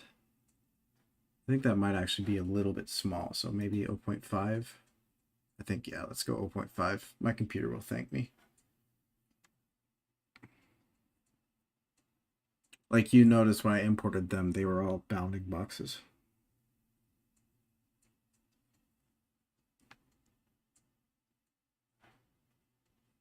Yeah, maybe this is a proper scale. Either way, I want to work in oof. Computer isn't liking me. You want to work in you want to optimize your viewport as much as possible so you can work in it as quick as possible.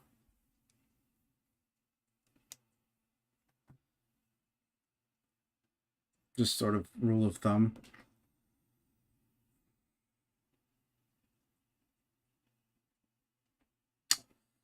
Oof, give it a minute.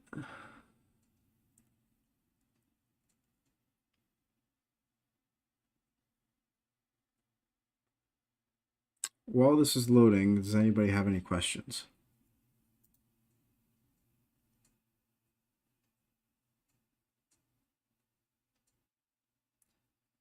All right, what PC components do I have? I have a 4070 Ti, which is a pretty beefy GPU, but it's nothing too crazy.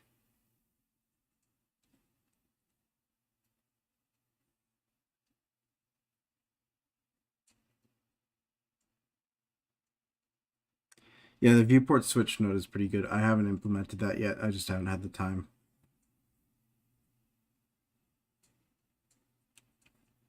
Usually the bounding boxes is enough. And I'll just increase the scale on here if I want to just get less trees.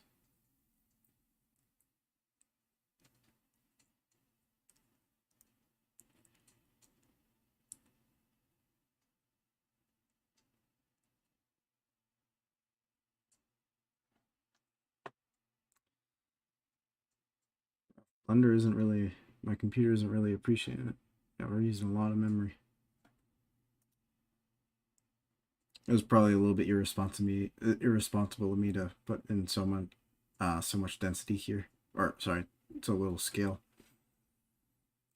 Well, we'll be able to fix much of this once we add in some vertex painting.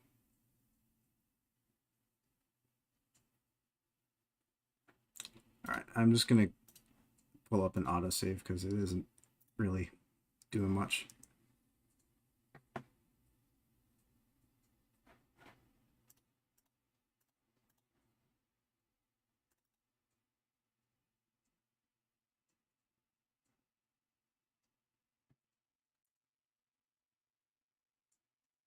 What are you guys talking about with the decimate?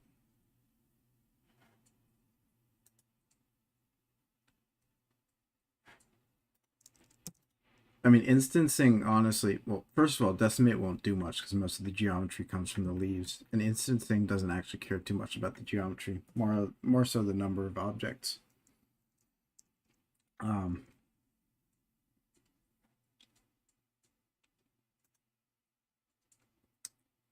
let's see. First thing I want to do is go into texture paint and then do some weight painting.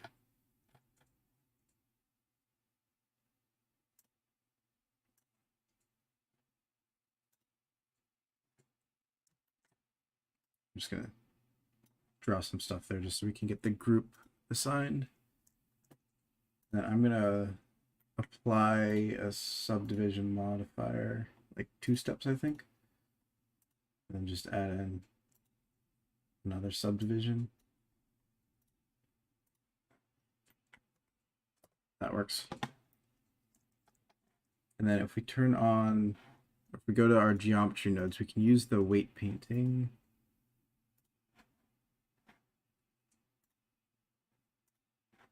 We can use the weight paint thing if we just put in the density. Just put that as an output and then select this as, what was it? It was something. I forget exactly what it was.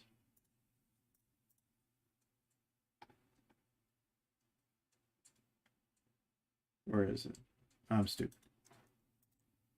Am I really gonna have to look it up?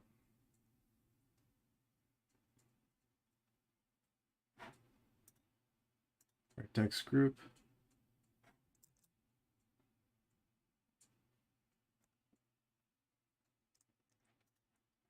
Give me a second to think, because it was something like this.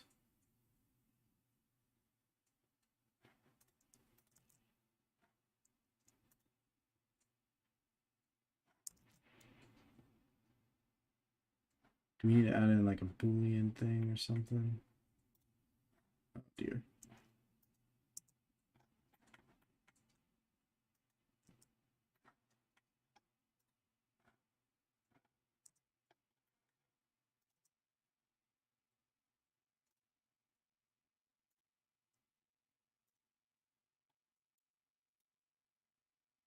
Wait, no, it's weight paint.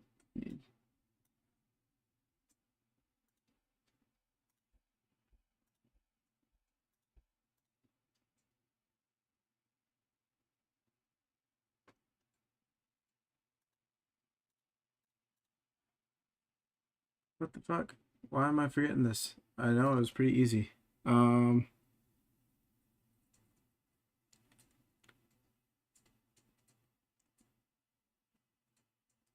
Yeah, no. If you're making mid poly or low poly trees, you want to cut the leaf geometry as much as possible.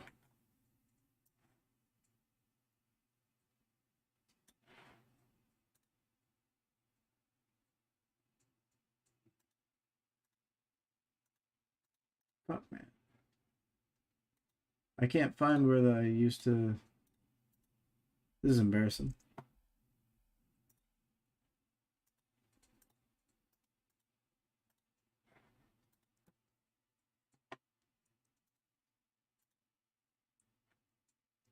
Let me go to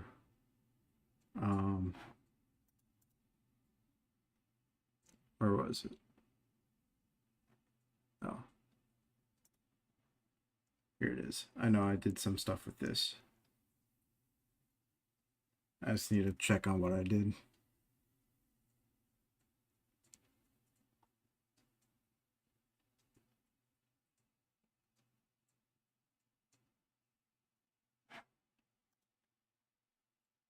No.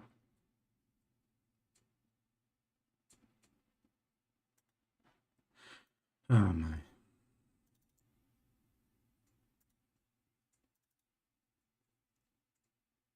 I'm kind of a moron.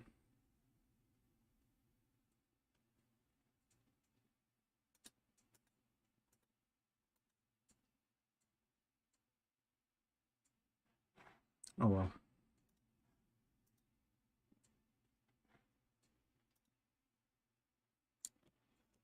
All right, give me 1 second. I'm gonna make sure I remember how to do this.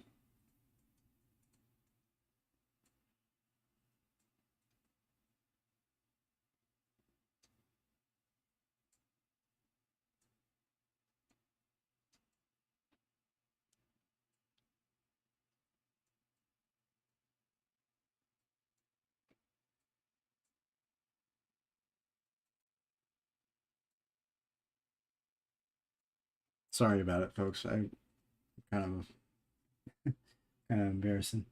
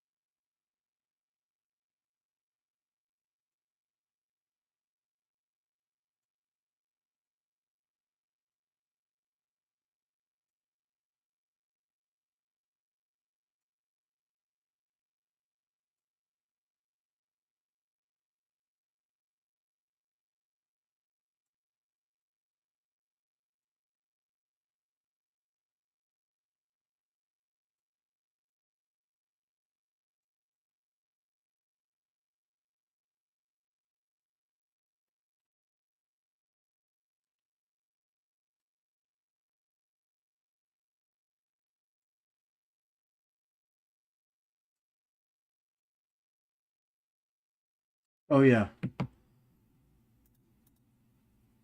Wait.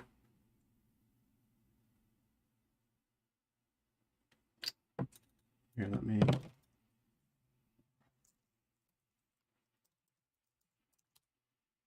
see if this works. Let me see.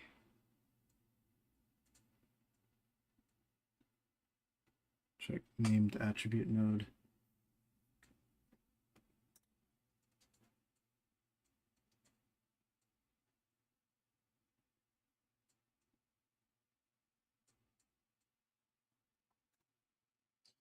Let's see if this works. Nope. Check named attribute nodes inside geometry. Oh yeah.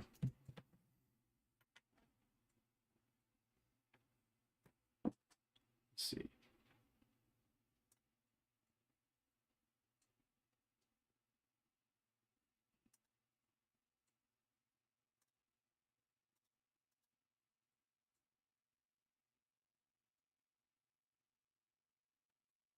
Shoot, what's going on here?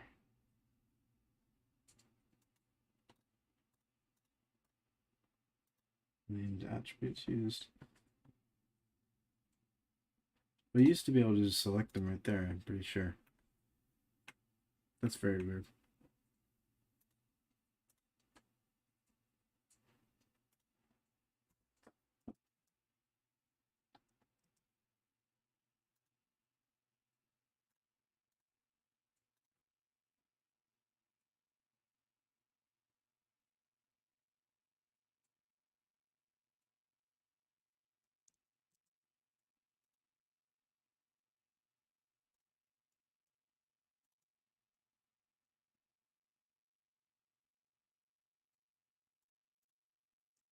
That's not the catcher attribute.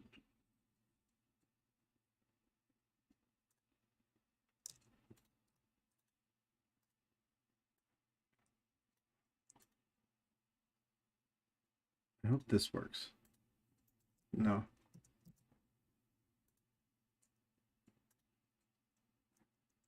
Oh my.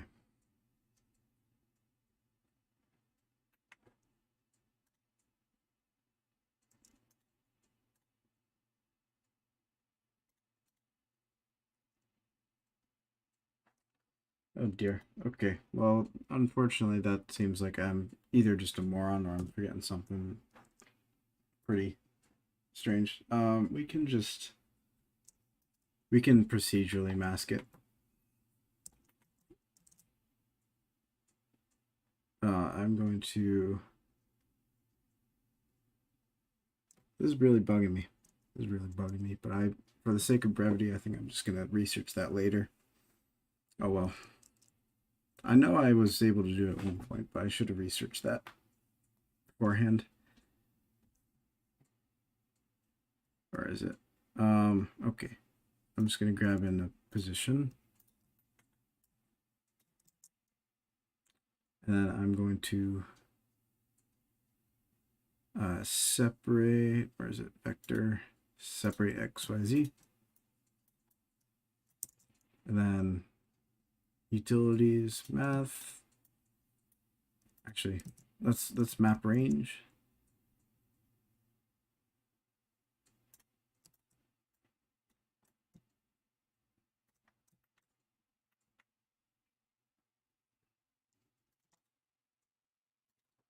And we want this to essentially cut off the trees after a certain height. So I'm going to plug that into, I'm going to plug that into, I'm going to plug that into these because these are specific tree densities instead of the final density because I want to make the bushes and small stuff go up a little bit more. I'm also going to turn the rocks, like the rock coverage to like 0 because I don't really see a need for it because we already have some rock stuff that we're going to do later.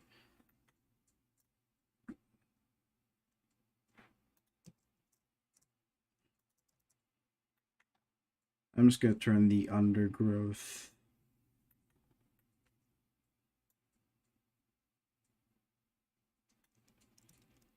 Oops.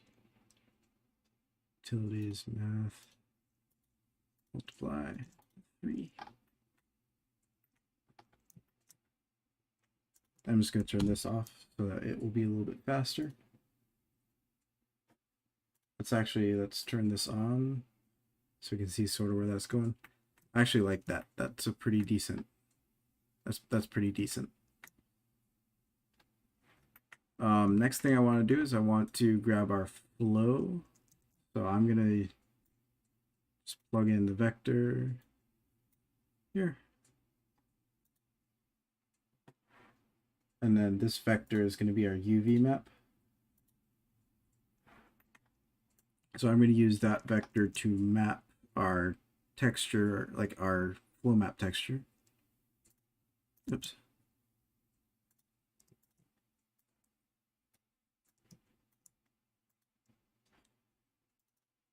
This, I'm going to invert that using a color ramp. Then I'm going to multiply that by the final density. Where is it?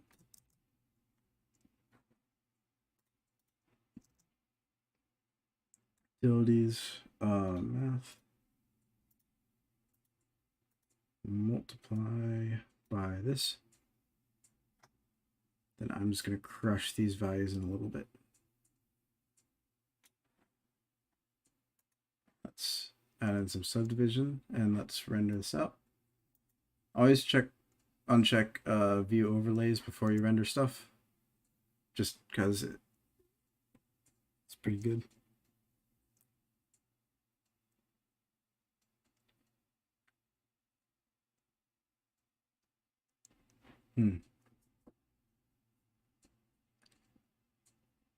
Yeah, I'm not really going to take any time to deal with that right now because I'm not too interested in messing around with it. Okay, so that's a pretty decent distribution. Let's change the scale to like 0.5. That way we can get a little better grasp of what's going on with the trees, like at their actual scale. I think that's pretty good. Maybe change this up to like 25.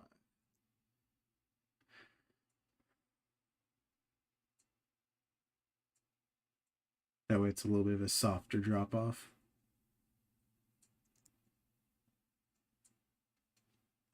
All right, that's pretty sweet.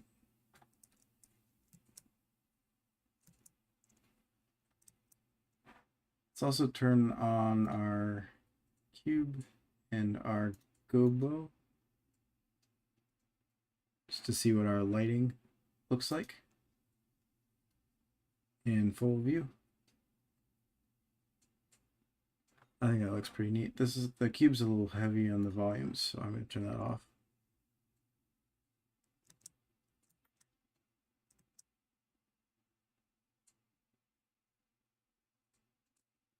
That's a pretty neat looking forest. These trees aren't image planes, they're actual trees. I made them in SpeedTree.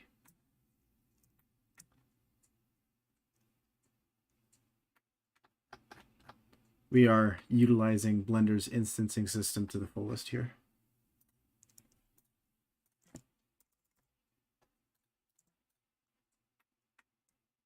All right, now let's add some rocks. These rocks are where a lot of our realism will be derived from. So I'm going to import a rock distribution map that's sort of like this conifer forest one, but it's a little bit different. So I'm going to append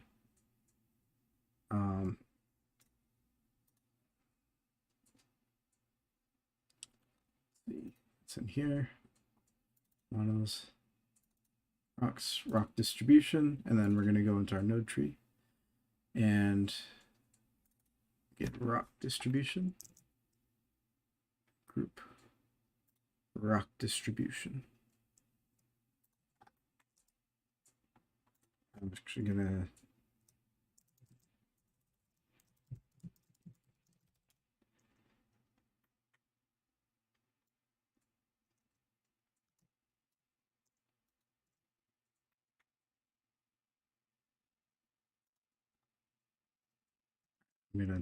delete that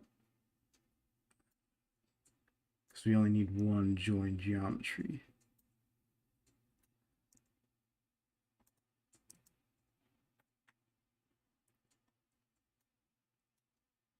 All right.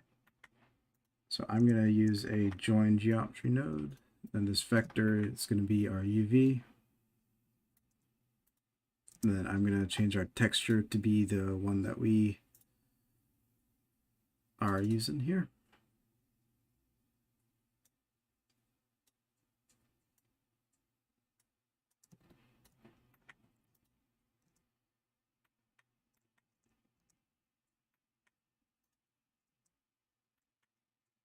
I'm just gonna be this. Let's see.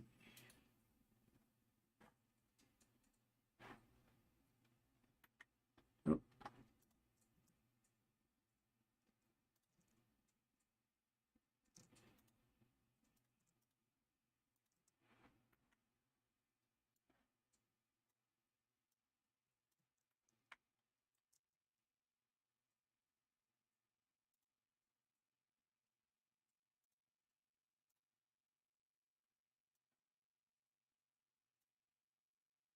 Alrighty, there we go. So now we got some fun stuff going on.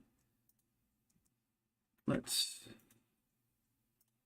turn this up a bit and turn the size down. Sweet. Now let's view this in our render. Yeah, I'm using a custom geometry node setup.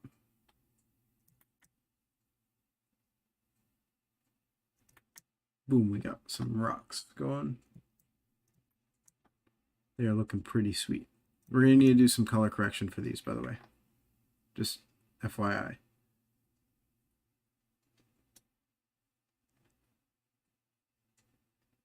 Because right now they don't integrate too well into the environment. But we can change that. That's no problem.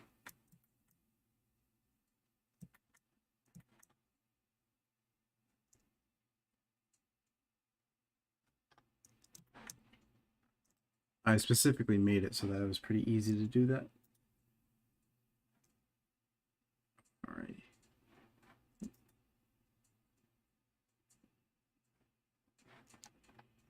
Let's make sure we've got the correct camera.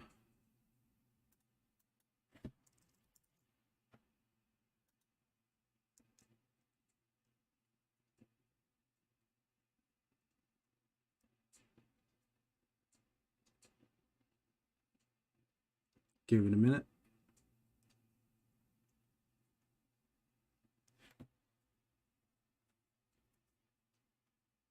All right, and we're good.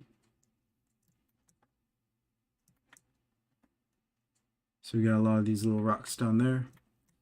So what I'm doing here is I've got a lot of rock assets, but I've also got some like rocky ground assets from Quixel that I modified a little bit. Those basically provide more coverage, which is why you see in like it's completely covered there.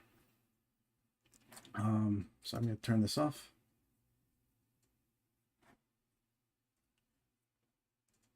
It's going to take a while, isn't it? Should probably turn the rock size back up. Yeah, rock action's pretty good.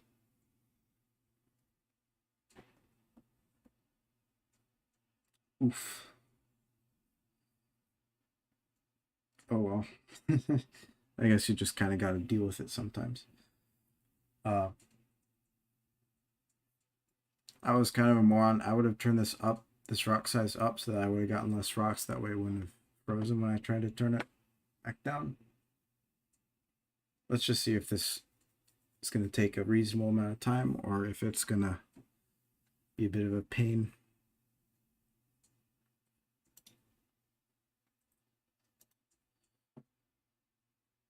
Okay, I'm going to assume it's going to be a bit of a pain, so I'm just going to open up an autosave.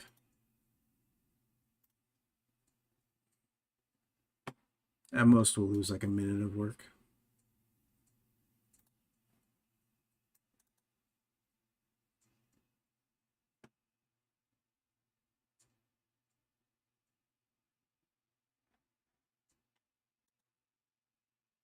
Alrighty.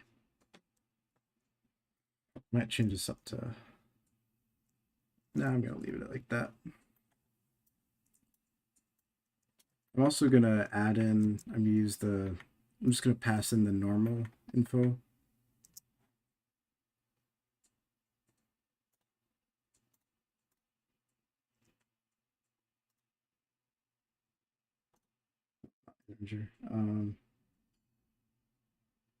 Float. That's just going to be our slope.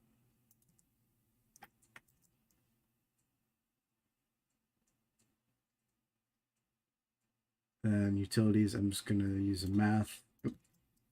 Utilities, just using math to just add. Or actually, we're going to use max. And then a multiply. And then the slope. This is essentially our slope value. I'll turn this back to 1.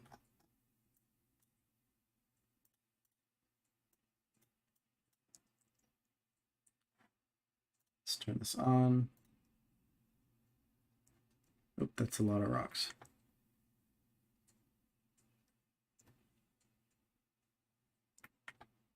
I'm going to turn the density down quite substantially.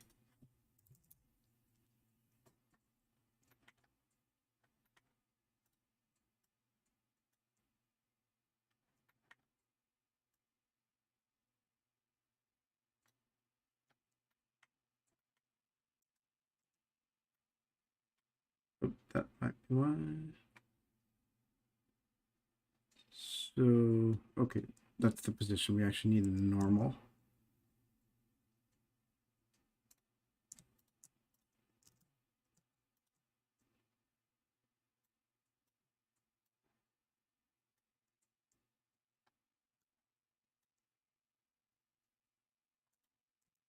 I'm going to turn this to 0 just because I want to isolate these fellas.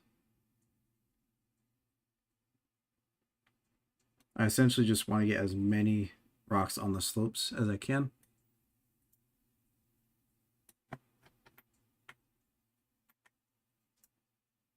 That works. And if I maximum that with that, then the density back up.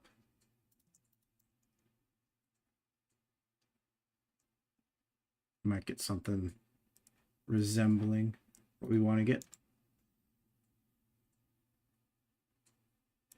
I use World Creator for the terrain. So that's a decent amount of rocks. These are obviously a bit too big, so I'm going to turn that down for the render. So I'm going to go to shading. And then I'm going to get these rocks a little bit more color corrected.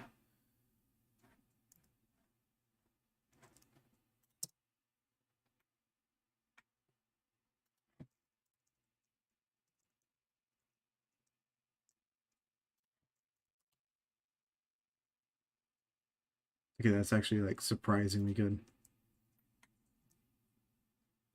Yep, that works. All right, let's go back to geometry nodes.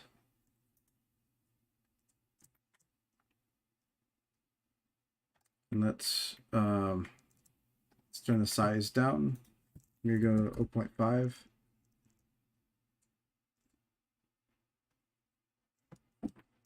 See how that looks?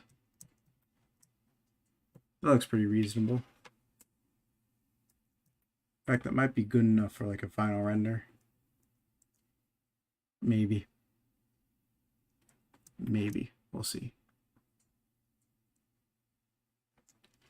Alrighty.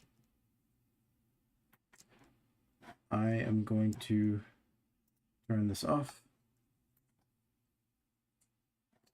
I'm gonna quickly lower the volumetric stuff, this cube, because I think it's a little bit much. That's probably pretty good. I'm gonna add in an HDRI. I just get my HDRIs from HDRI Haven, by the way, or Polyhaven, I guess.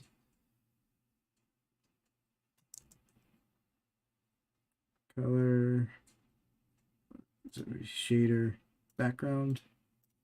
I'm gonna open up my skies.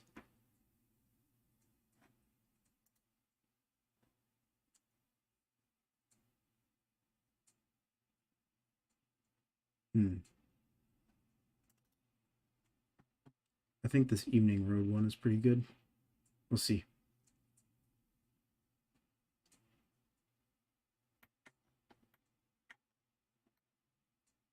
Oh, we're in UV. That's why. Oh my. I'm a moron.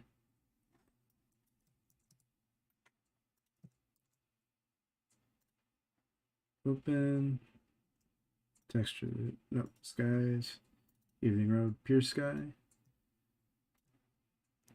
Those pure sky textures, by the way, are the ones to go for. You'll see why in a second. Because they aren't really like HDRIs in the usual sense. Sprue sunrise one. Maybe. I like this one the best.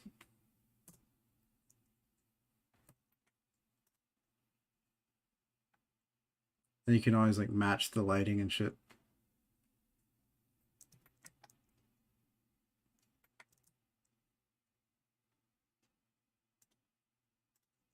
Using gammas for some of these sometimes works, although you got to be careful not to completely blow out your scene.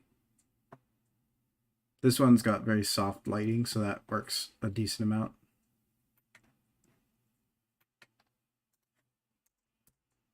Let's rotate this a little bit to get the desired lighting. That might have been the wrong way.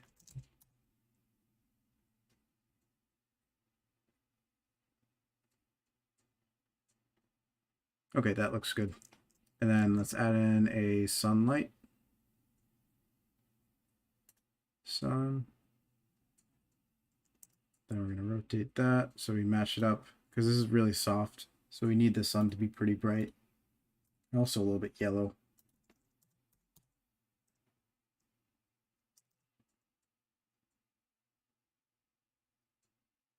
Just sort of match the light as best you can.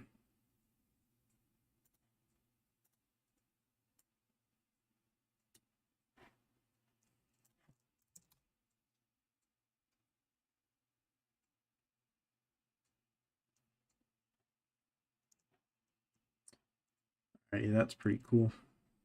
It's a little bit too red.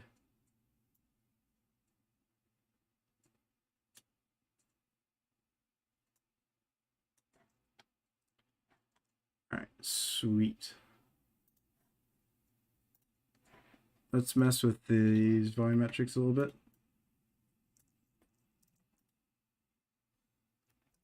Yeah, Yeah, that's probably good. All right, geometry nodes. Let's finalize this. You can set this size to 0.25 so that way they're a little bit smaller. I'm going to join geometry with this. Going to save it.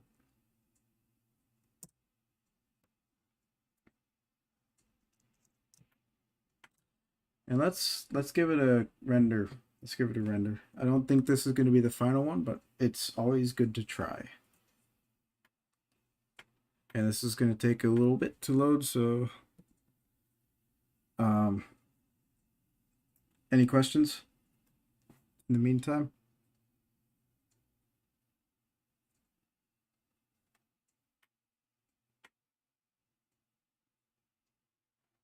Gotta check on Discord.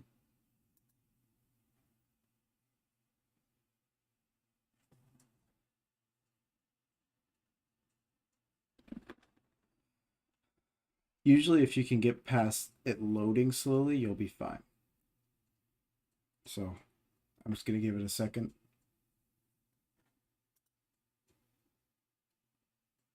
CPU is going crazy.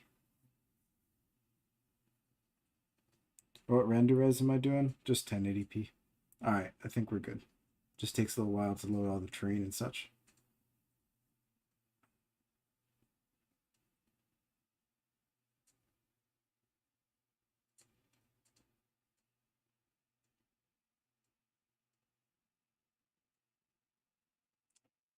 Pay attention to the memory up there, by the way. Sort of what's going on. You can see where a lot of the memory is coming from. It's coming from the textures.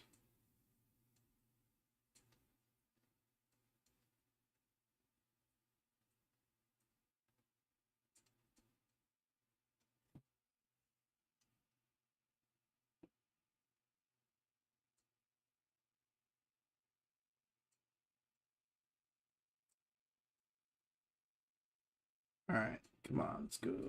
Alright, we're updating lights. Updating lights. Alright, any second now.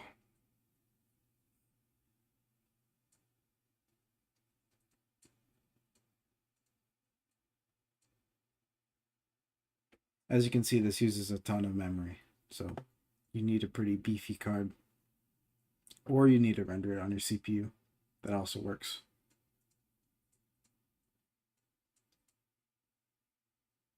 There are also ways to optimize your performance, like your memory usage. Yeah, 4K textures. I'm using a lot of 4K textures. That's one thing that's contributing to it a lot.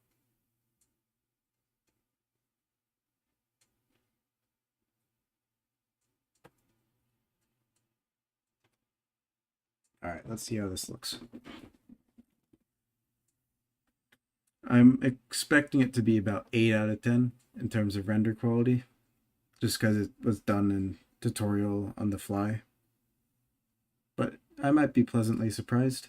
Who knows?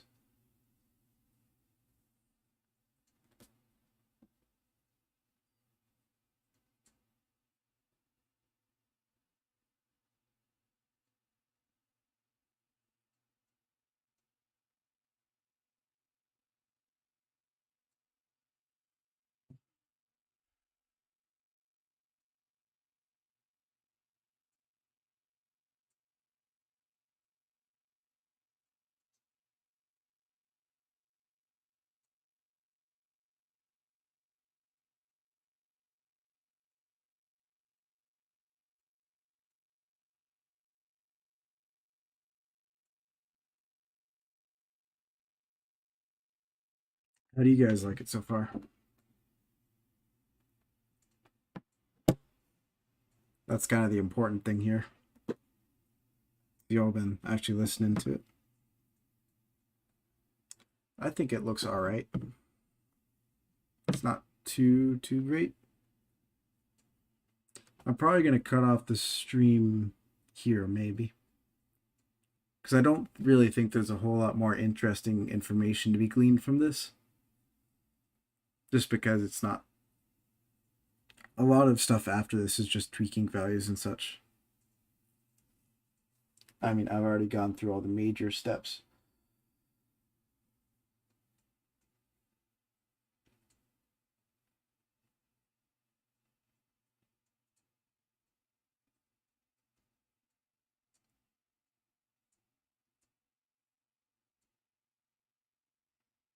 Yeah, it's looking decent. One thing that's tough to get right is these bits. When the trees, like the trees actually being integrated into the ground. And this is looking a little bit crusty over here too. If I had, um, actually, I might do it after this. I might do it after this. Let's see. Yeah, you know, I'm just gonna go for it. Because why the hell not? I turned off the undergrowth, the underbrush and such. And that can cause some issues. But, I mean, it's also, it does cause a lot of memory.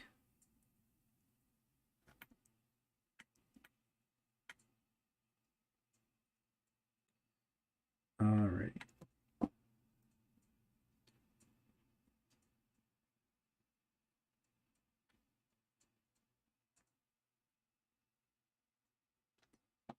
A lot of the detail will be conveyed through volumetrics, which is something that I'm not particularly keen on getting into.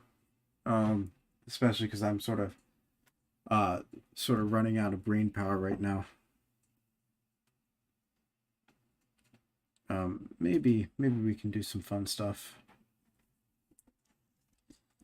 I'm not gonna do any of the god rays. I don't think. Actually, fuck it. Why not? Why not? I'll show you. It's pretty quick. I'm not going to go through every detail, but I do want to show you the process. So I'm going to append from my intersection functions tutorial, my planar intersection function. You can look at that tutorial if you want to see how it's done. Tree. Where is it? RPIF.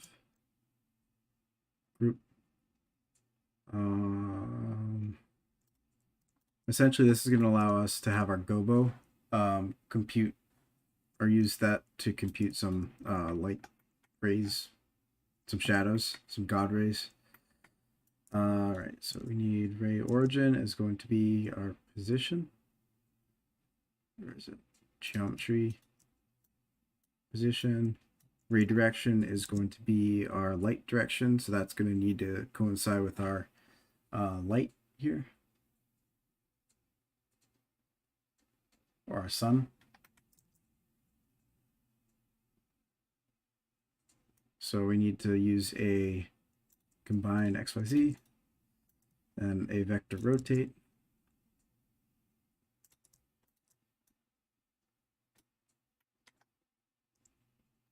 Set this to Euler, and then we need to use some drivers. So I'm going to add a driver here. Oops.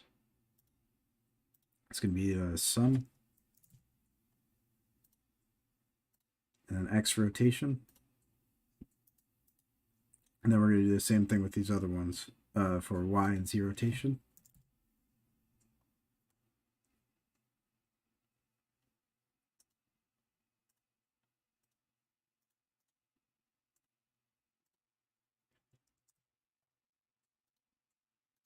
So this could be our Z rotation. Plug this into the rotation. And then plug this into the direction. Plane origin, plane normal. We want to essentially copy that from our gobo, which I think is right here. Yep.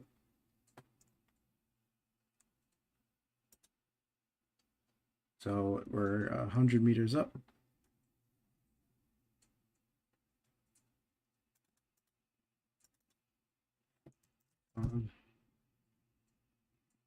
So we need to grab from our gobo, gobo.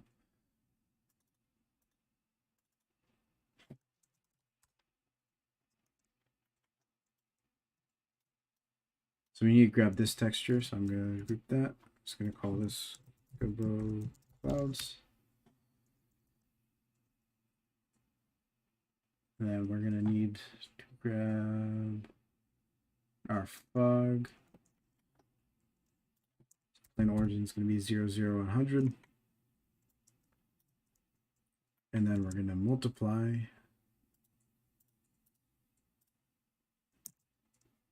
sample our Gobo clouds here at this position. Multiply it by that.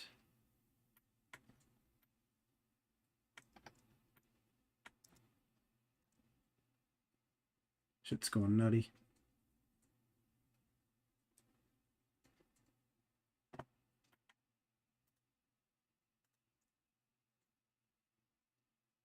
Yep, there we go. Now we got some clouds. That's pretty fun.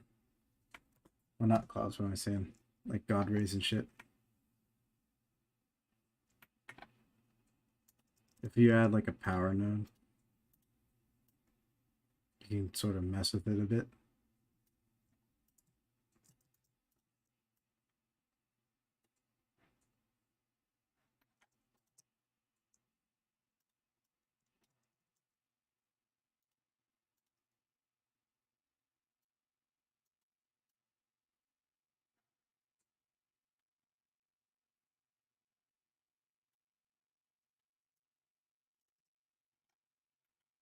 Some like evening mist or early morning mist and such.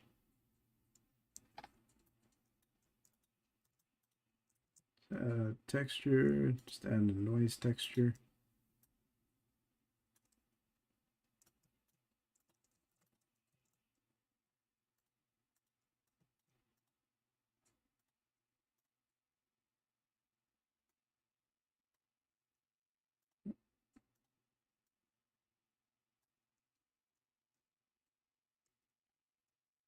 Actually, I don't really want to do that. Let's do something more like, let's grab the position. Then let's just do like sort of an exponential height fall off thing.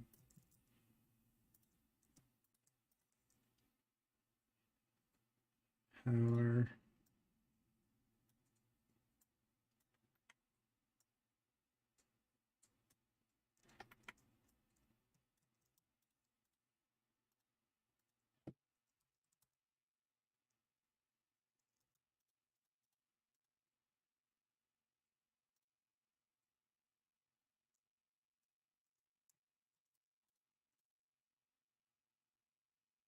So I'm going to use a maximum of 0 for this.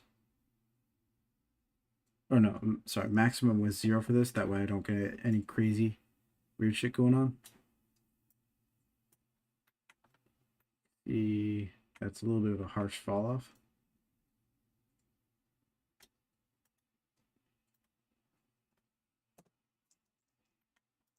I'm going to multiply this by a noise texture.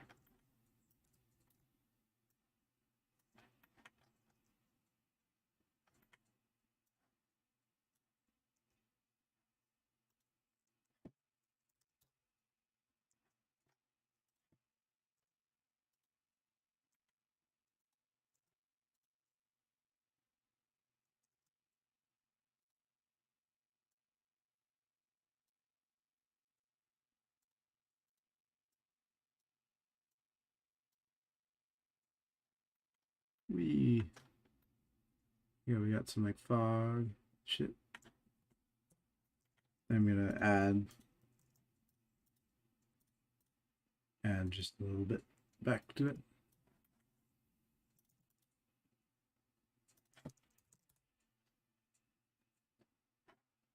Yay.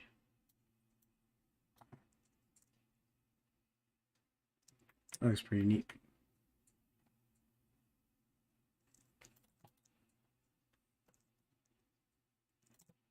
It's a bit too much. All right, I'm gonna save this and I'm gonna try and render with some undergrowth. Yeah, let's give it a shot. I don't see why not.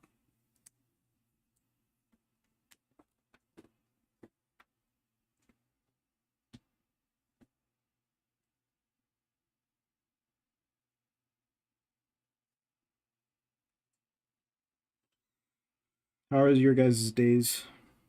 Those of you that are still with us.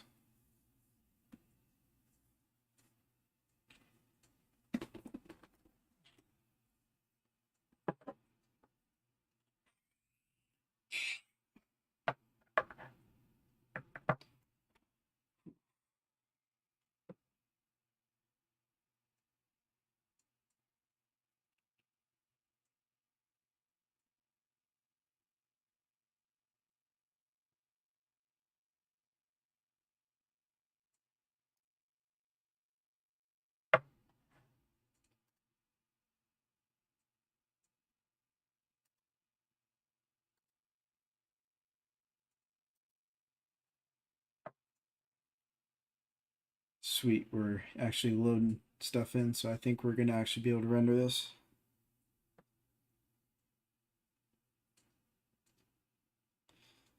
You doing good? I'm doing pretty good too. I'm doing pretty good. I've just had a chill morning. Streaming is always a little bit chaotic for me, but I mean, hey, you know what? It's fine. It's always fun to interact with you guys, and we also got quite a few people watching this, which obviously isn't always the point, but it's fun.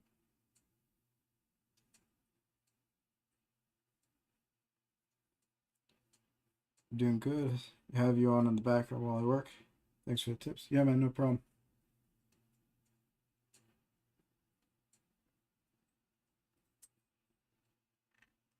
Oh dear Lord, this is a lot of memory. A lot of memory. Let's hope that it will be fine. I think we'll be good.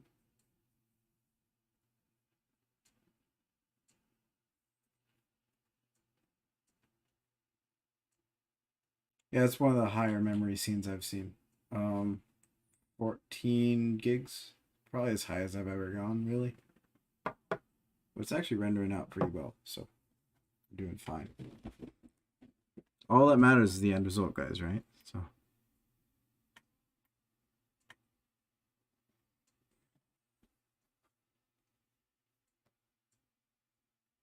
Oh dear Lord. I forgot to control the instances of the uh bushes. Oof. Let me do that real quick.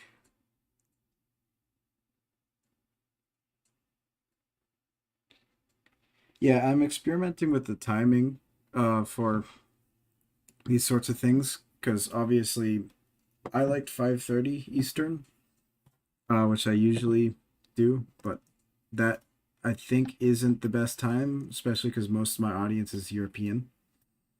Um, Although most of my audience is also teenagers, so it's not like they're gonna be asleep. But it's usually gaming. Alrighty, let's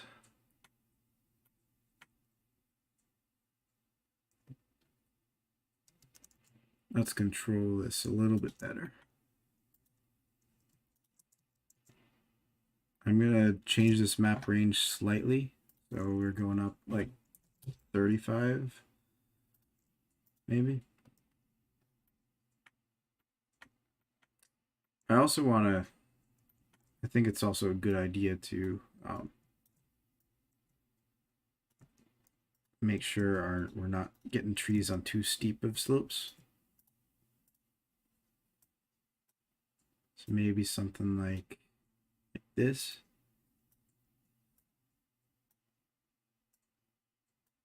More or less like 45 degrees, maybe.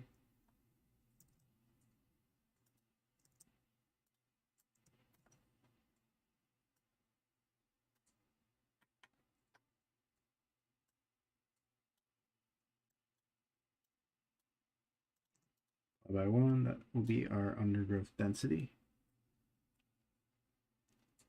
Yeah, let's try this. Let's try this.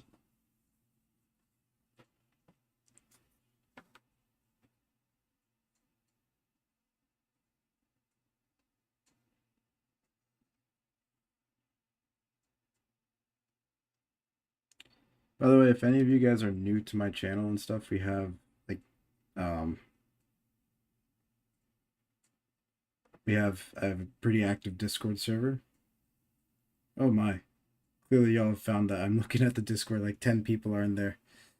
That's pretty funny. Well, like 10 people, 10 new people are. Welcome new folks.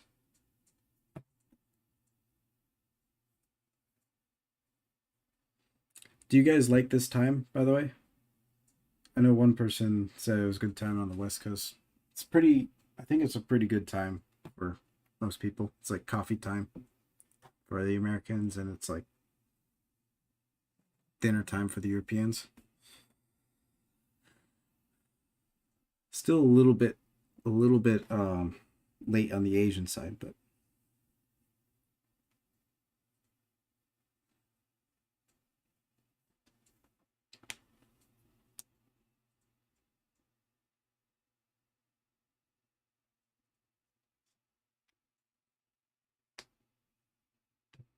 I think this is going to be the final render. If it goes well, then I'm going to cut the stream. You guys will be able to see this on the channel. It's going to be recorded. Dennis, my editor, might cut it. Um, does the GeoNode approach to scattering perform better, use less memory than traditional methods? I don't know. I think they're about the same. Maybe a little bit more for the GeoNodes, but to be honest, the ease of use is just much better. I used regular particle sims up until like a week ago when I actually got into this, because I was ridiculed by I was ridiculed by some landscape folks. Um, well, they just thought it was pretty funny.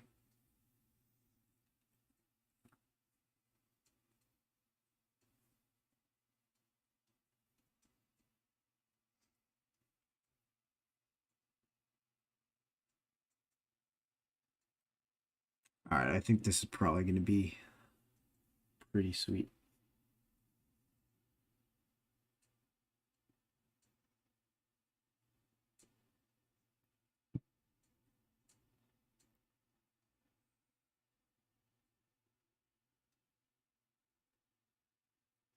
I'm going to let this render out for a little bit.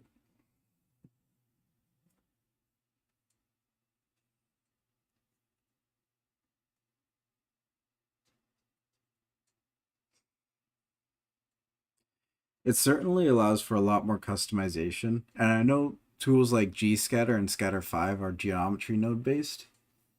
So I mean, take that as you will. I've looked at the Scatter5 geometry nodes engine, and it's pretty nutty. If you ever want to, I don't know if it's like publicly available. If it is, you should check it out because it's pretty funny.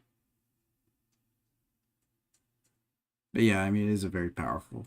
Geometry nodes are actually very powerful. Let's let it render out a little bit. I'm probably going to do usually like 512 samples is pretty good. It's not the fastest at rendering out, but it does. I mean, it's better than a lot of things. I'm really interested to see all the crispy details over here once that renders out.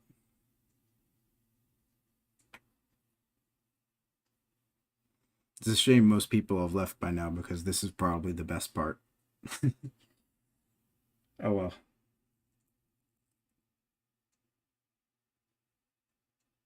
2136 in Central Europe. That's not too bad.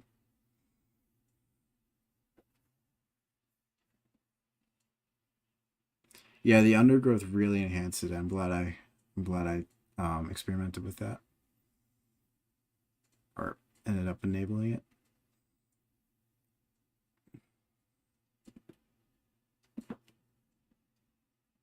It does kind of look like a hazy morning, which is always nice.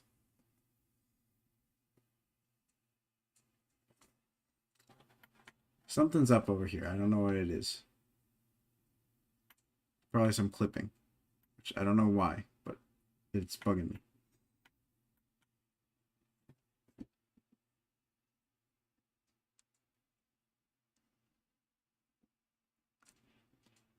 You can thank TikTok. It's an ADHD world.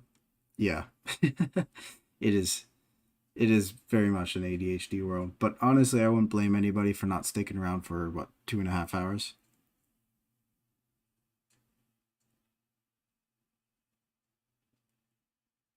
Yeah, it's a pretty tough task to ask for anybody.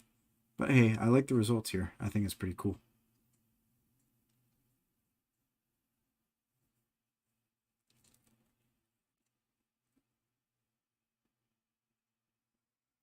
If I had more time, I would certainly be doing some more stuff regarding distributions and stuff, making sure the forest was distributed properly. And these cliffs look a little bit crusty. That's probably some material work that I should do. But it's not too bad. It's not too bad. I think the fog is a bit intense. I think the fog is a bit intense. And I don't know what the fuck is up with that. I'm gonna need a. Usually when that happens, you just need to like duplicate your mesh and put it a little bit lower. Because sometimes the shadow calculations are a little bit weird.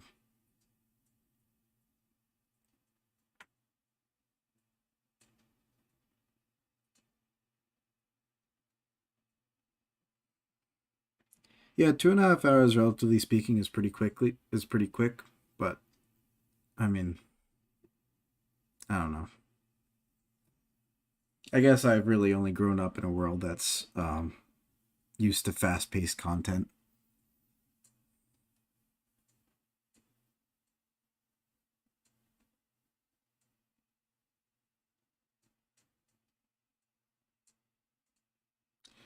So you'll notice a couple things are detracting from the realism. One is that this is a very smooth ridgeline, and two is that it's not integrated with the clouds aren't integrated very well.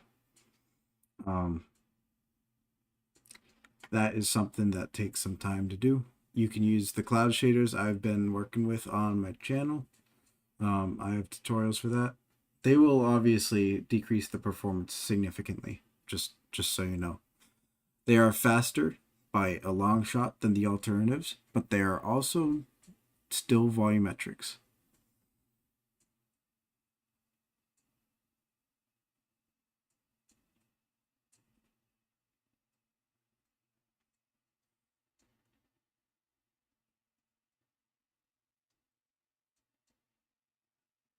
Yeah, these trees are looking pretty nice though.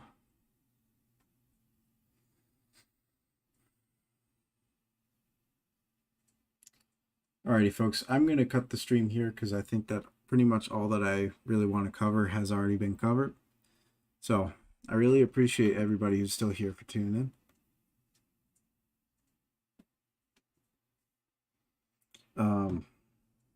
So yeah, you can still find this up on my channel under the live stream sections. Um, it will be left there. I think the result was pretty good. It's about like an 8 out of 10 in my books. There's some things that still need to be done, particularly with the atmospherics, because that's the biggest thing that's detracting from the realism right now, because these mountains look extremely short. Um, Also, I think the fog is a little bit intense. But yeah, I will see you guys later. Thank you all for tuning in again. It's crazy. Honestly, I have even a few people watching your work, but we had like 30. That was quite nuts.